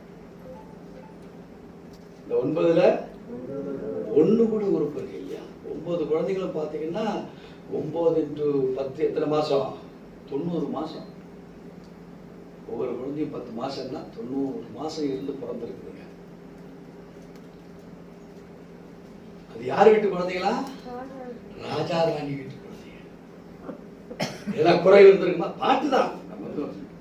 நம்ம வேதத்துல ஒப்பிட்டு பார்க்கல, பாடின பாட்டு சொல்ற. அதுல ஒண்ணு கூட. ஆனா வேதம் சொல்றது ஒரு குடும்பத்துல ஒரு வயசு இருக்குது, ஆனா மிச்சதெல்லாம் ஸ்காஃபரா இருக்குது. நீ ஏன் இதுவா இருக்கக்கூடாது? வயசு சைட்ல இருக்கக்கூடாது. இப்ப அததான் 104 சொல்லுது வசனம். 119 சங்கத்துல உமது கட்டளைகளால் உணர்வடைந்தேன். இப்ப அருமையான தேவச்சனமே, இந்த வார்த்தையை கேட்டிருக்கிறீங்க. இது தேவனுடைய சமயம், இது தேவனுடைய செயல். உணர்வு அடைந்தீர்களா? இதுதான் பாயிண்ட். இந்த வார்த்தையை கேட்டமே நாம் உணர்வு அடைந்திருக்கிறோமா? இல்ல சங்கீதம் 119 நான் இந்த வசனங்கள்லாம் வாசிக்கிற பொழுது இத மாதிரி நான் சிந்திச்சு பார்த்தனா? ஒரு ஆளை சிந்திச்சு பார்த்தேன். இல்ல நீதிமொழிகள் 13:1 சொல்லப்பட்டதே அது வைஸ் உள்ள பர்சன் நான் தான் என்பதை சிந்திச்சு பார்த்தீங்களா? அது ஒரு பிரமாணம் போல கொடுக்கப்பட்டிருக்கு. ஃபர்ஸ்ட் அவ்வளவுதான், நான் படிச்சுட்டு போயிட்டே இருந்துட்டேன். அந்த பிரமாணத்துல நீ இருக்கிறியா இல்லையா? இல்ல விழுந்து கிடக்கிறியா, இல்ல எழுந்து கிடக்கிறியா, இல்ல ஓடுறியா, நடக்கிறியா? அதுல பாஸ்டர் அப்படி எல்லாம் படிக்கிறதே கிடையாது பாஸ்டர். வசனம் இருக்குன்னா 1ஆம் வசனத்திலிருந்து கடைசி வசனம் வரைக்கும் நிதானமா வாசிச்சுட்டு, ஆண்டவரே இன்னைக்கு வேதத்தை வாசிக்கப்பட்ட கிருபைகளுக்கு ஸ்தோத்திரம் நான் முடிடுவேன். பரீட்சையில கூட நீ காப்பி அடிச்சு பாஸ் இல்லாம தம்பியே, இதுல பாஸ் ஆகுது. உன் தகுடத்தை பார்த்த உன் நடத்த உன்ன காரியம்.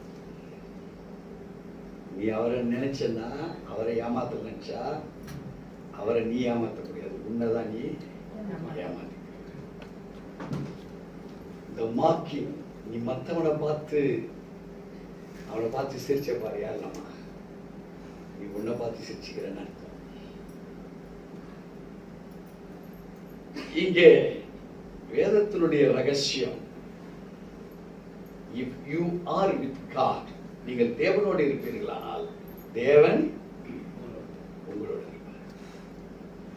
வாசிக்க கேட்போம். நீதிமொழிகளின் புஸ்தகம் 13ஆம் அதிகாரம் 2வது வசனம். மனுஷன் தன் வாயின் பலனால் நன்மையை புசிப்பான். மனுஷன் தன்னுடைய வாயின் பலனால் அவன் எதை புசிக்கிறான்? நன்மைகளை புசிக்கிறான். துரோகிகளின் ஆத்துமாவோ கொடுமையை புசிக்கும். அது எதை புசிக்குது? கொடுமை. இங்க ஆண்டவருடைய வேதம் சொல்லுது, that which comes out of the heart, இருதயத்திலிருந்து ஒரு நிறைவு வருமானால் அது இதுவாதான் இருக்கும், குட்டாதான். அது தேவன் சமூகத்திலிருந்து ஒரு நிறைவு வருமானால்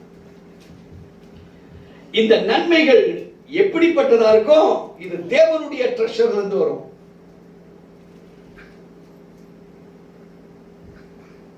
அவருடைய ட்ரெஷர். உங்க தாட்ஸ், தேவச்சனமே ஒன்று சொல்றேன், இழிவாய் நீங்க நினைத்து ஆதாயத்தை தேடுகிற பழக்கத்தில் உள்ளவர்களாக இருப்பீர்களானால் தயவு செய்து இன்னைக்கு மாத்திக்கங்க.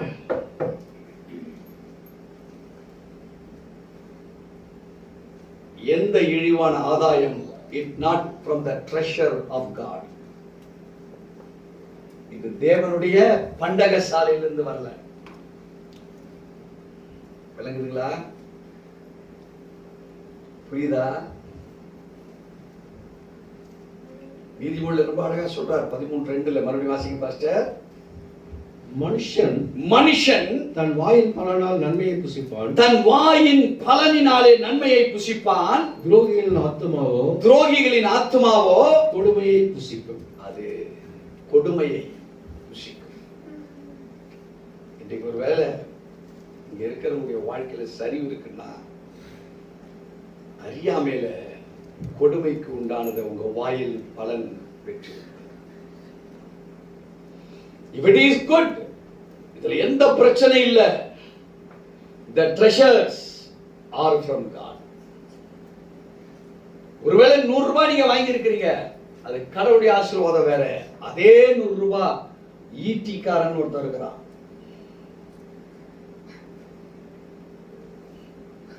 பத்து நாள்ல இந்த 100 ரூபாய் 1000 ரூபாய் மாறிடும்.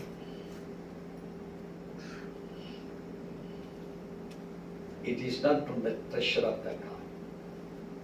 வஞ்சகத்தில் விழுந்தது, பிரச்சனையில் விழுந்தது, போராட்டத்தில் விழுந்தது. Through darkness, deceiving and deception. ஒரு இழிவான ஆதாயம். தேவச்சனமே, உன் மார்க்கத்தை மாத்திரு. ஒரு இழிவான சிந்தை உன் லைஃப் ஸ்ட்ரக்சரை மாத்திரு. ஒரு இழிவான தோற்றத்தை விரும்புகிறவர்கள் உங்க ட்ரெஷர் வேற எங்கேயிருந்து வரதா ஒன்று. Not from the God, but only the good is from the treasure of the God. அது மாத்திரமல்ல, இங்கே வேதம் சொல்லுகிறது, இந்த குட் உனக்கு முதலாவது ஒரு இன்வர்ட் ஒரு கம்ஃபர்ட் கொடுத்துரும்.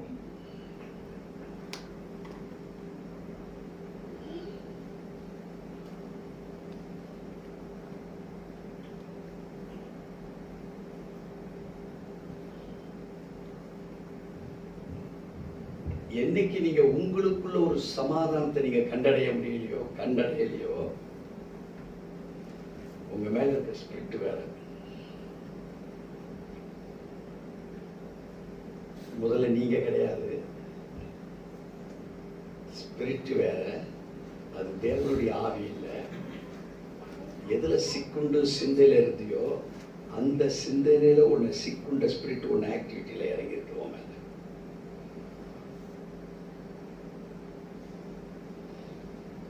The inward comfort. யாரு தன் சரீரத்தில் தன் சிந்தைகளினாலே தனக்கு சமாதானம் இல்லை என்று நினைக்கக்கூடிய கிறிஸ்தவன் இருக்கிறானோ, they are not led by the treasure of the God. அவருடைய பண்டக சாலையிலிருந்து நீங்கள் நடத்தப்படவில்லை என்பது அர்த்தமாக. அவன் மேல பிசாசு இருக்கும், தரித்திரம் இருக்கும், பிரச்சனை இருக்கும், வியாதி இருக்கும், யாகுனம் இருக்கும், போராட்டம் இருக்கும். ஏனென்றால் அவனுக்குள் இன்வர்ட் கம்ஃபர்ட், ஒரு சமாதானம், ஒரு ஃப்ரீனஸ் அவருடைய சரீரத்துல சிந்தையில எங்கேயுமே இல்லை. அது மாத்திரமல்ல, சாட்டிஸ்பாக்சன்.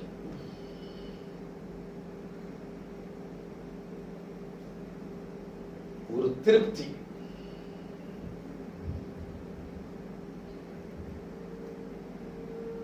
அது மாத்திரமல்ல, டெய்லி பிரெட்.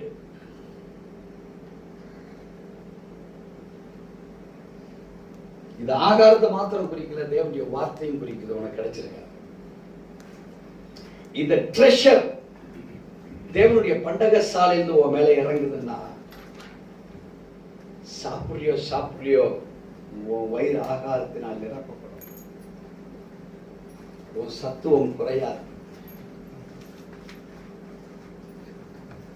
எப்படியாவது தேவன் உங்களை நிரப்புவார் என்பது கிடையாது. உங்களை நிரப்புவே நிரப்புவார். எப்படியாவது எனக்கு கிடைச்சிருங்க, யாராவது கொண்டாந்து கொடுத்துருவாங்க. எலியா காக்கா கொண்டாந்து கொடுத்துருவோம். நம்ம எல்லாம் எலியாக்கள். நம்மெல்லாம் யோவானே பெரிய ஊழியக்காரர். அவரே என்ன சொல்றாரு, ஜீசஸ் உடைய பாதரட்சிய கூட தகுதி இல்லை. ஆனா நம்ம என்ன சொல்றோம், எலியாவை போஸ்டா இருக்கிட்ட காக்கா கொண்டாந்து கொடுத்துருவோம். இது சொல்றாரு, நம்பிக்கை தான் நல்லதா இருக்குது. ஆனா எலியாவை போல இருந்தா தானே காக்கா வரும். இவன் தான் யூதாச போறான, இவன் தான் பொக்கிஷத்தையே காமிச்சு கொடுக்கிறவனா இருக்கானே. இவனுக்கு எங்க இருந்து காக்கா வரும்? வருமா? யாரு யூதாஸோட ஃப்ரெண்ட்ஷிப்பா இருந்தவங்க? மக்கள் அவரை பிடிக்கணும்னு நினைக்கிறவன், ஜீசஸ பிடிக்கணும்னு இருக்கிறவன் தான் யாருக்கு ஃப்ரெண்டா இருந்தாங்க? 30 வெள்ளிக்காசு கிடைச்சது. இப்ப நாமளும் அப்படிதான் வியாபாரம் அது இதுன்னு போயிட்டு இருக்கிறோம். நம்மளுக்கும் கிடைக்குது, ஆனா யார் பிடியில இருந்து கிடைக்குது? இங்க இந்த டெய்லி பிரெட், இது விஷமா இருக்கலாம் அல்லது நல்ல ஆகாரமா இருக்கலாம். நல்ல ஆகாரமா இருந்தா யார் எங்க இருந்து வருது? ட்ரெஷர் ஆஃப் காட்ல வருது. அது மாத்திரமல்ல, இது டெய்லி பிரெட் கண்டினியூவா இருக்கும்.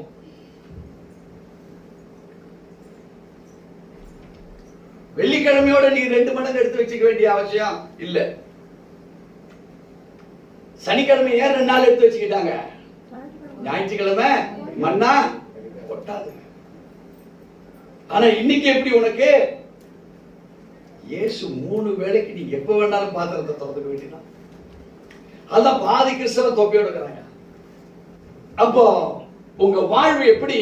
ஒரு இன்வர்ட் கம்ஃபர்ட், ஒரு சாட்டிஸ்பாக்சன், ஒரு டெய்லி பிரெட். அது எங்கேயும் ஸ்டாப் ஆகல, அது கண்டினியூட்டியா உங்களுக்கு கிடைக்குது. தேவச்சனமே, அது மாத்திரமல்ல, we have a communication.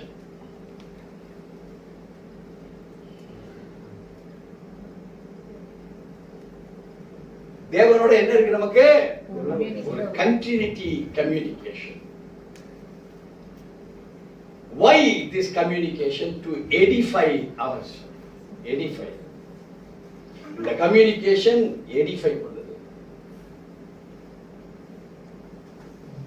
உங்களை அபிவிருத்தி ஆகுதுன்னு அர்த்தம்.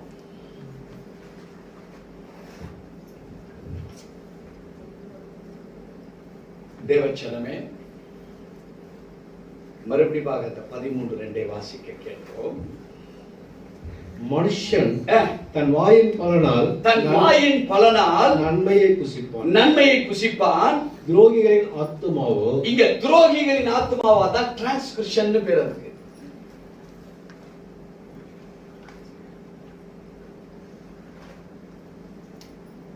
அதுக்கு பேர் டிரான்ஸ்கிரிப்ஷன்.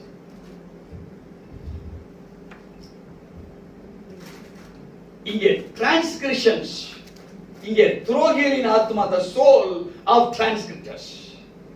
அவங்களுக்கு என்னவா இருக்குது? வாசிக்க கேட்போம். துரோகிகளின் ஆத்துமாவோ கொடுமையை புசிக்கும். இங்க வேதம் சொல்லுது, இந்த தெய்வீகமற்ற இந்த சிந்தை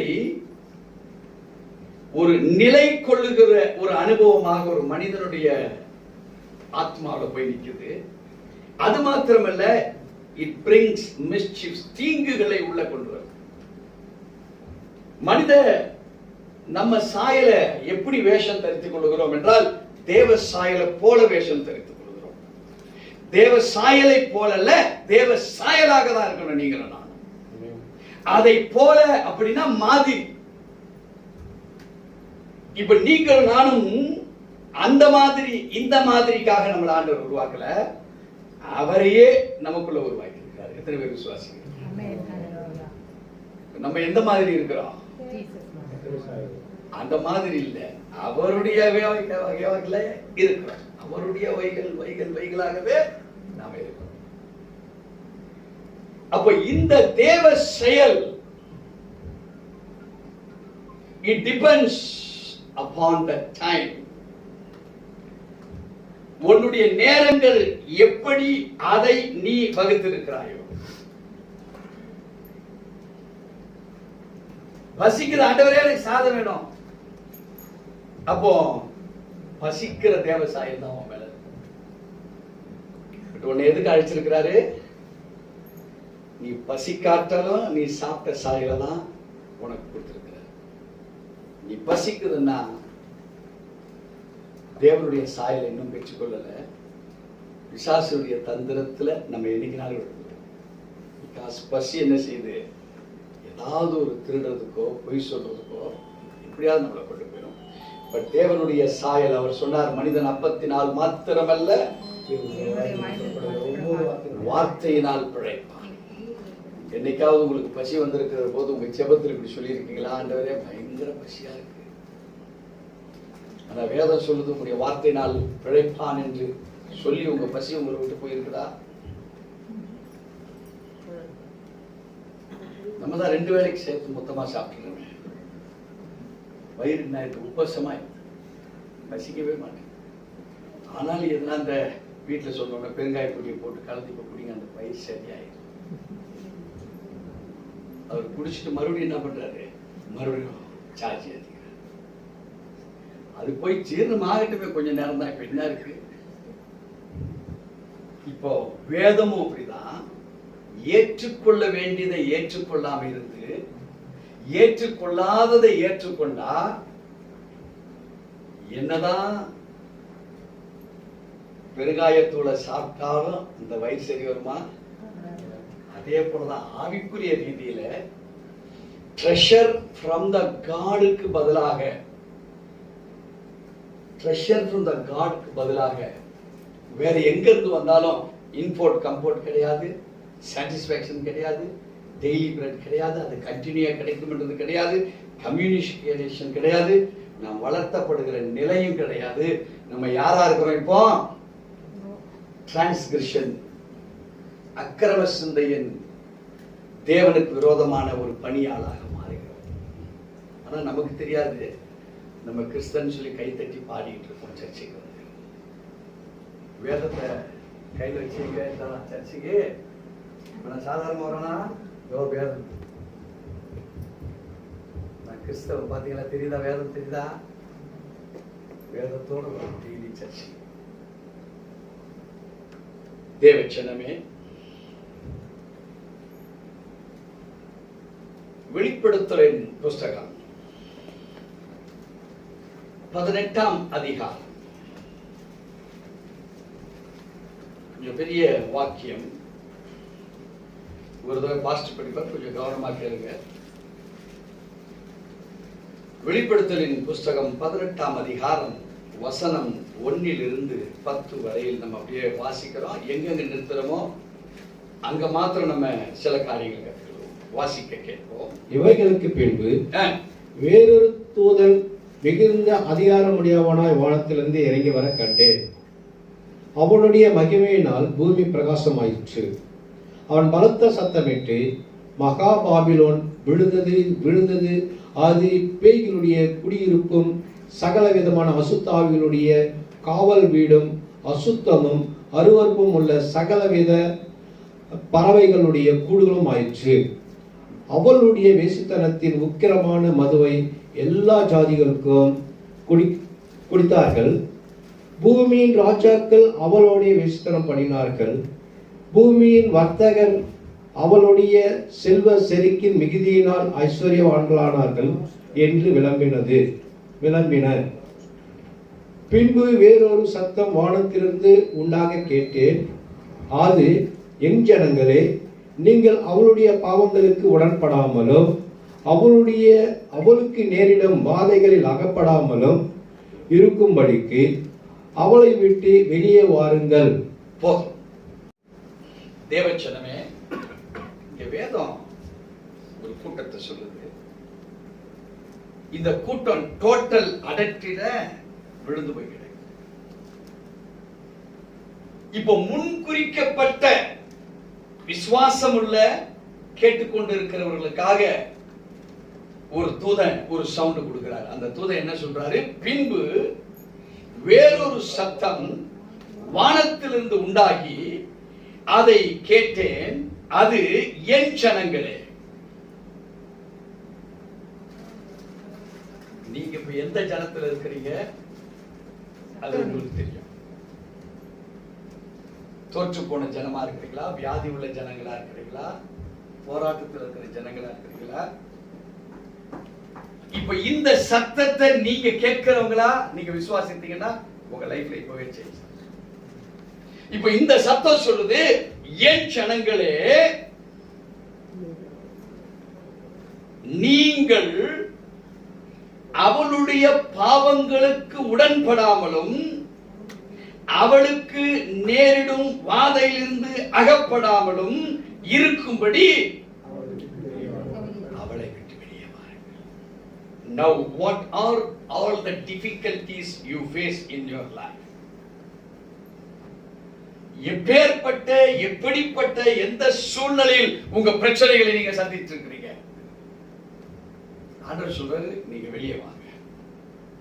நீங்க எங்க இருந்து பாஸ்டர் வெளியே வந்து எனக்கு 2 கோடி ரூபாய் கடன், அவருக்கு வியாதி, இந்த அம்மாவுக்கு பிரச்சனை, குழந்தைகளுக்கு பயம், இதெல்லாம் இருக்குதே. உன்னை வெளியே வான்னா ஓடிப்பட சொல்ற. உன் மைண்டை ரெஃப்ரெஷ் பண்ணி, இது எனக்கு இல்லைன்னு சொல்லு, என் வாழ்க்கையில் இது நடக்கலன்னு சொல்லு, கன்ஃபஸ் பண்ணு. உன்னை அதிலே சிந்திக்கும்படி பிசாசானவன் எவர்களை விழுங்கலாம் என்று கர்ஜிக்கிற சிங்கம் போல வகை தேடுகிறானே, அந்த வகையை விட்டு நீ வெளியே வா. அவன் எவ்வளவு பெர்ஃபெக்ட்டா இருக்கான் உங்களை பிடிக்கிறதுல, நீங்க உங்களை வெளியே விட்டுவாங்க. வாசிக்க கேட்போம். அவளுடைய பாவம் வானபரியந்தம் எட்டினது, அவளுடைய அநியாயங்களை தேவன் நினைவு கூர்ந்தார். அவள் உங்களுக்கு பலனளித்தது போல நீங்களும் அவளுக்கு பலனளியுங்கள். அவளுடைய கிரியைகளுக்கு தக்கதாக அவளுக்கு இரட்டிப்பாக கொடுத்து தீருங்கள். அவள் உங்களுக்கு கலந்து கொடுத்த பாத்திரத்திலே இரட்டிப்பாக அவளுக்கு கலந்து கொடுங்கள். அவள் தன்னை மகிமைப்படுத்தி செல்வ செருக்காய் வாழ்ந்தது எவ்வளவோ அவ்வளவாய் வாதையையும் துக்கத்தையும் அவளுக்கு கொடுங்கள்.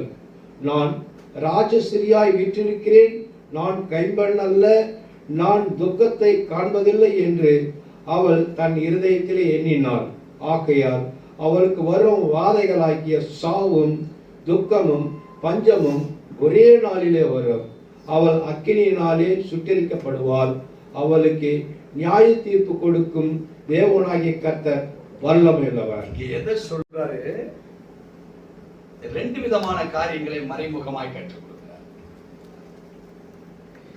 நீ பெற்றிருக்கிற தெய்வீகமற்றவைகளை ரெட்டிப்பா தூக்கி கொடுத்துட வேண்டாம். அது நமக்கு. நான் நேற்று ஒரு பெரிய ஊழியக்காரருக்கு கவுன்சில் பண்ணேன். நான் அவர் கவுன்சில் பண்ணது, ஐயா நீங்க ஒரு பெரிய ஊழியக்காரரு, நீங்க எங்க போனாலும் உங்களுக்கு பெஸ்ட் சாப்பாடு கொடுப்பான், அப்படித்தானே? ஒஸ்ட் சாப்பாடு கொடுப்பானா பெஸ்ட் சாப்பாடு கொடுப்பானா? முதல்ல அதை விரும்பாதீங்க. ஐயா ஏன் சொல்றீங்க? எனக்கா கஷ்டப்பட்டு செய்திருக்காங்க அவங்க. என்ன சொன்னீங்க வார்த்தை? எனக்காக அந்த சாப்பாடு சாப்பிடாத, செய்தது பெஸ்ட். ஆனா உனக்காக அது கஷ்டப்பட்டு பொறுப்பெடுத்து செய்யப்பட்டது. தேவஜனமே, உன்னை எங்க ஸ்பெஷலா நினைக்கிறாங்களோ உன்னை தாழ்த்த பாருங்க. அதை வேண்டாம்னு சொல்ல பாருங்க. கைகளால் வாங்குவதற்கு உன்னை இச்சியாது. அததான் சொல்றாரு. ஒரு தொண்டையில கத்தி வைக்கிறார். அப்படிப்பட்ட சாப்பாட்டை பார்க்கிற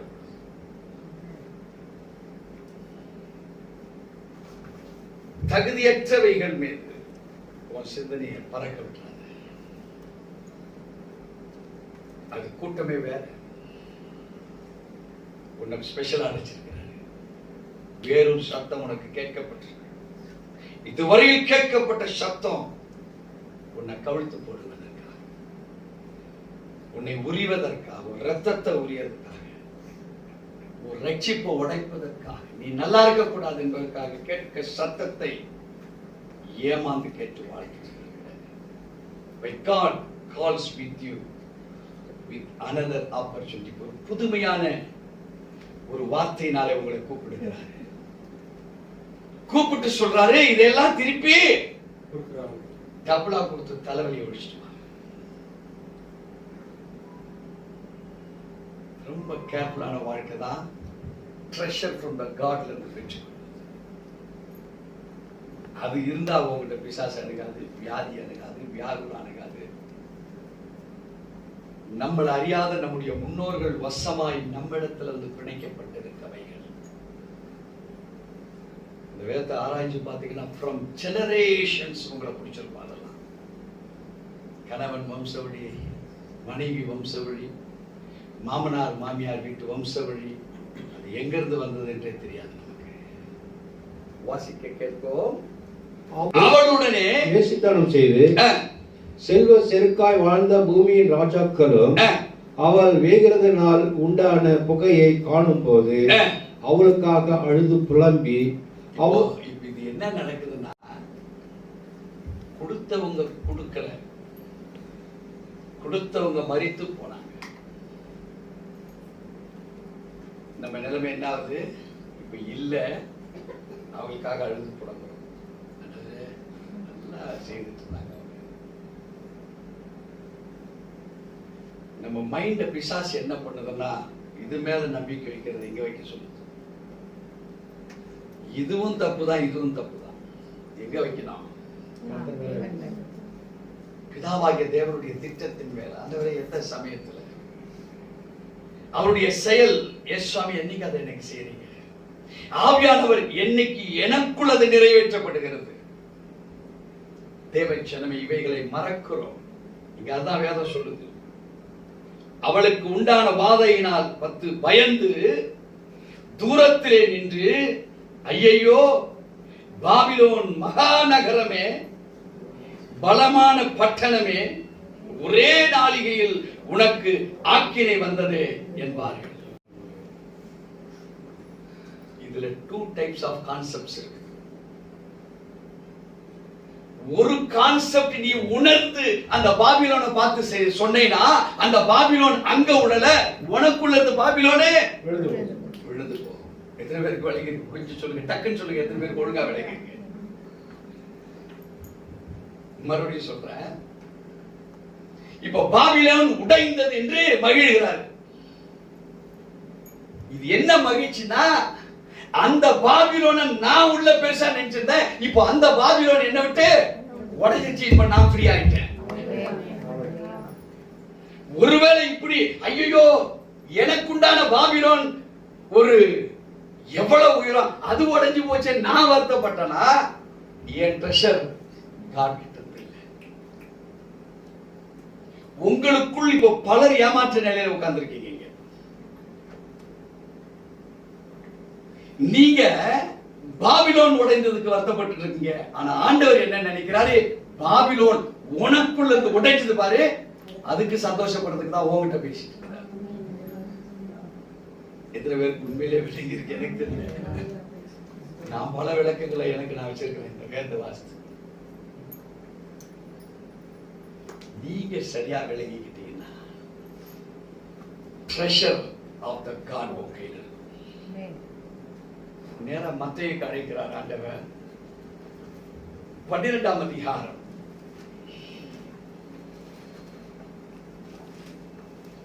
இன்னொரு 4-5 வருஷம் தான் முடிக்க போறோம். மத்தேயு 12ஆம் அதிகாரம் 18வது பக்கம் 18 வசனம் 32 இருந்து 37. எவனாகிலும் மனுஷகுமாரனுக்கு விரோதமான வார்த்தை சொன்னால் அது அவனுக்கு மன்னிக்கப்படும். எவனாகிலும் பரிசுத்த ஆவிக்கு விரோதமாக பேசினால் அது இம்மையிலும் மறுமையிலும் அவனுக்கு மன்னிக்கப்படுவது இல்லை. மரம் நல்லது என்றால் அதன் கனியையும் நல்லது என்று சொல்லுங்கள். மரம் கெட்டது என்றால் அதன் கனியும் கெட்டது என்று சொல்லுங்கள். மரமானது அதன் கனியினால் அறியப்படும். ஆண்டவர் சொல்லி கொடுக்கிறாரு. இப்போ பேக்ல இருந்து இந்த வசனத்தை வாசிக்கணும். எப்படி? மரமானது அதன் கனியினால் அறியப்படும். அதன் கனி கெட்டது என்றால் கெட்டது என்று சொல்லுங்கள். அது நல்லது என்றால் நல்லது என்று சொல்லுங்கள். இப்போ மரத்தை வச்சு, ஒரு மரத்தை வச்சு அது நல்ல மரமா கெட்ட மரமான்னு சொல்ல முடியாது. கனியை வச்சுதான். அப்படிதானே? தேவச்சனமே, நம்முடைய கேரக்டர் அண்ட் ஆட்டிடியூட ஆண்டவர் விரும்புறார். என்ன கேரக்டர் அண்ட் ஆட்டிடியூட்? மிச்சவங்க நல்ல செய்ய, இன்னொருத்தர் கெட்ட செய்யாத அந்த கேரக்டர் கிடையாது. அது சன்மார்க்கனும் செய்யலாம், துன்மார்க்கனும் செய்யலாம். சன்மார்க்கம் யாரு? அவன் யாருக்குமே கெடுதல் செய்யல. துன்மார்க்கம் யாரு? எல்லாரும் கெடுதல். ஆனா தேவன் சன்மார்க்கன் பற்றி ஜாக்கிரதையா இருக்கிறார். யாரு சன்மார்க்க? அந்த சன்மார்க்க நான் கொலை செய்ய மாட்டேன், பணம் கொடுத்து கொலை செய்துட்டு நான் நீதிபதியா கூட உட்கார்ந்துருப்பேன். ஆனா நான் நீதிபதி, இவன் தான் கொலையாளின்னு தெரியும். பணத்தை வாங்கிட்டு இவன் கொலையாளி இல்லைன்னு, ஆனா இவர் யாரு? சன்மார்க்கன். தேவனுடைய பார்வையில துன்மார்க்கனும் சரி சன்மார்க்கனும் சரி ஒண்ணுதான். ஆனால் சமயமும் தேவ செயலும் செய்கிறவன் தான் தேவன். இப்போ இங்க சொல்றாரு, எவனாகிலும் மனுஷ குமாரனுக்கு விரோதமான வார்த்தை சொன்னால் அது அவனுக்கு மன்னிக்கப்படும். யாருக்கு விரோதமா? இயேசு கிறிஸ்து. ஏன் மன்னிக்கப்படும்? இயேசுனுடைய சாயல் மன்னிக்கப்படும். இப்போ தேவச்சனமே ஒண்ணு சொல்றாரு, நீ மனுஷ சாயலா இருக்கிறன்னா நீ வெறும் மனுஷன் அல்ல, தேவனுடைய மனுஷனாயிரு. நீ ட்ரெஷர் ஆஃப் காடுக்காக நீ ஒரு ஆளா. நீ இங்க நிக்கும் போது ஒரு மனுஷனா நீ பேசுற, ஒரு தவறை செய்யற, ஒரு குற்றத்தை செய்யற, no problem. All you want to be anointed by the Holy Spirit. நீங்கள் பரிசுத்த ஆவியினால் அபிஷேகம் பண்ண விரும்புறீங்களா? ஒரு கிறிஸ்தவனுக்கு தேவைதான அபிஷேகம்? ரெண்டு அபிஷேகம் செய்யணும். இயேசு உங்களுக்கு ஆவியினாலும் அக்கினினாலும் ஒரு அபிஷேகம். இது இல்லைன்னா கிறிஸ்தவ வாழ்க்கையில நிக்க முடியாது. சத்தியம் தெரிஞ்சிருக்கலாம், அது உங்களை விடுதலை ஆக்க. இந்த அபிஷேகம் இருந்தா உங்களுக்கு விடுதலை. எப்படி விடுதலை? இந்த வார்த்தை விளங்கும். இந்த வேதத்துல வாசிக்கிற வார்த்தை உங்களுக்கு அப்பதான் விளங்கும். இந்த அக்கினி அபிஷேகமும் இந்த ஆவியின் அபிஷேகமும் உங்கள்கிட்ட இல்லைன்னா வேதம் என்ன செய்யும்? இப்ப நீ நல்ல மரமா, நீ கெட்ட மரமா? ஆள் அழகா இருக்கும், அந்தஸ்தா இருக்கும், ஆனா மரம் கனிய வச்சு அறியப்படும். இப்ப உங்களுக்கு மன்னிப்பு உண்டாயிருக்குது, அது எந்த செயல்ல? மனுஷகுமார் என்கிற செயல். If the Holy Spirit determines you, பரிசுத்த ஆவியானவர் உன்னை ஆராய்ந்து பார்ப்பாரானால் ஒரு சைடு மன்னிப்பு, அது தண்டனை சர்ச்சுக்குவார். பரிசுத்த ஆவியானவர் மன்னிக்க மாட்டார். எங்க? மறுமையில இல்ல, இம்மையிலும் சேர்த்து உங்களை. சோ கான்சிக்வென்சஸ் தான் நீங்க பட்டு கொண்டிருக்கிற வேதனைகள். விளங்குதுங்களா? வேதம் மனுஷ குமாரனாக உங்களுடைய பாவங்களுக்கு தண்டனை முடிஞ்சு போச்சு. பட் பரிசுத்த ஆவியானவரால், வெளிப்படுத்தல படிச்சோமே, அதை செய்யல. நம்ம செய்யலன்னு வச்சுக்கோங்க. இரண்டாவது சத்தத்துக்கு செவி கொடுக்கலன்னு வைங்க. இரண்டாவது தூதன் கேட்டானே, என்ன சொன்னாரு? வெளியே வர சொல்றாரு. இப்ப பரிசுத்த ஆவியானவர் என்ன செய்யறாரு? உங்களையும் என்னையா வேதத்தின்படியா we have to face the consequences. அவர் மரித்தது உண்மைதான் ஜீசஸ், தன்னை ஒப்படைத்தது உண்மைதான் ஜீசஸ், உங்க பாவங்களை சுமந்தது உண்மைதான் ஜீசஸ், நீங்க பட வேண்டிய தண்டனையை அவர் ஏற்றுக்கொண்டது உண்மைதான் Jesus. you have got rewards. என்ன ரிவார்டு? அந்த தண்டனைக்கு தப்பித்துக் கொண்டீங்க, ரிவார்ட். இப்போ ஒரு அவார்ட் வேணும் உனக்கு. இந்த அவார்டு என்னன்னா, நீ ஃபர்ஸ்ட் ரேங்கா, செகண்ட் ரேங்கா, தேர்ட் ரேங்கா? முதல் படியில் நிக்கிறியா, அது ஃபர்ஸ்ட், அவங்களுக்கு கேரியம். செகண்ட்ல நிக்கிறியா, அதை விட ஒரு சின்ன பொருள். தேர்ட்ல நிக்கிறியா, ஒரு பேப்பர் ஷெட்யூல் கொடுப்பான். இப்ப பரிசுத்த ஆவியானவர் பார்க்கிறார், உங்களுக்கு கிரேடு கொடுக்க விரும்புகிறார். ஆனா நம்முடைய வாழ்வுல கான்சிக்வென்ஸை விட்டு வெளியே வர நம்ம விரும்பல. தண்டனையில மன்னிப்பு கேட்டு ஜீசஸ்ட வெற்றியை பெற்றுறோம்.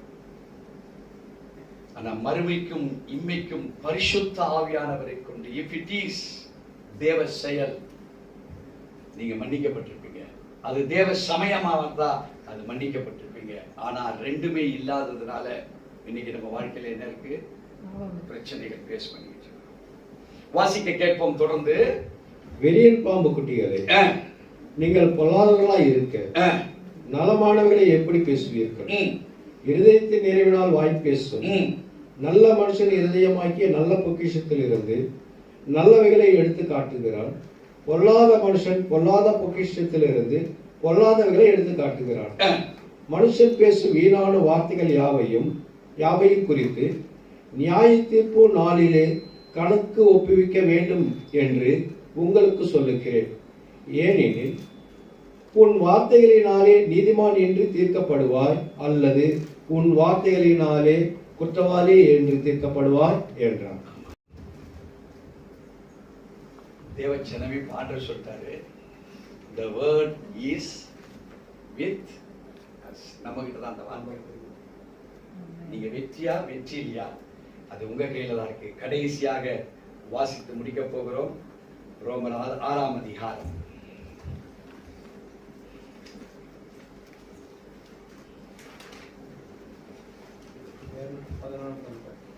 ரோமர் 6ஆம் அதிகாரம் 21, 22, 23. இப்பொழுது உங்களுக்கு கேட்க வெட்கமாக தோன்றுகிற காரியங்களிலே அக்காலத்தில் உங்களுக்கு என்ன பலன் கிடைத்தது? அவைகள் முடிவு மரணமே.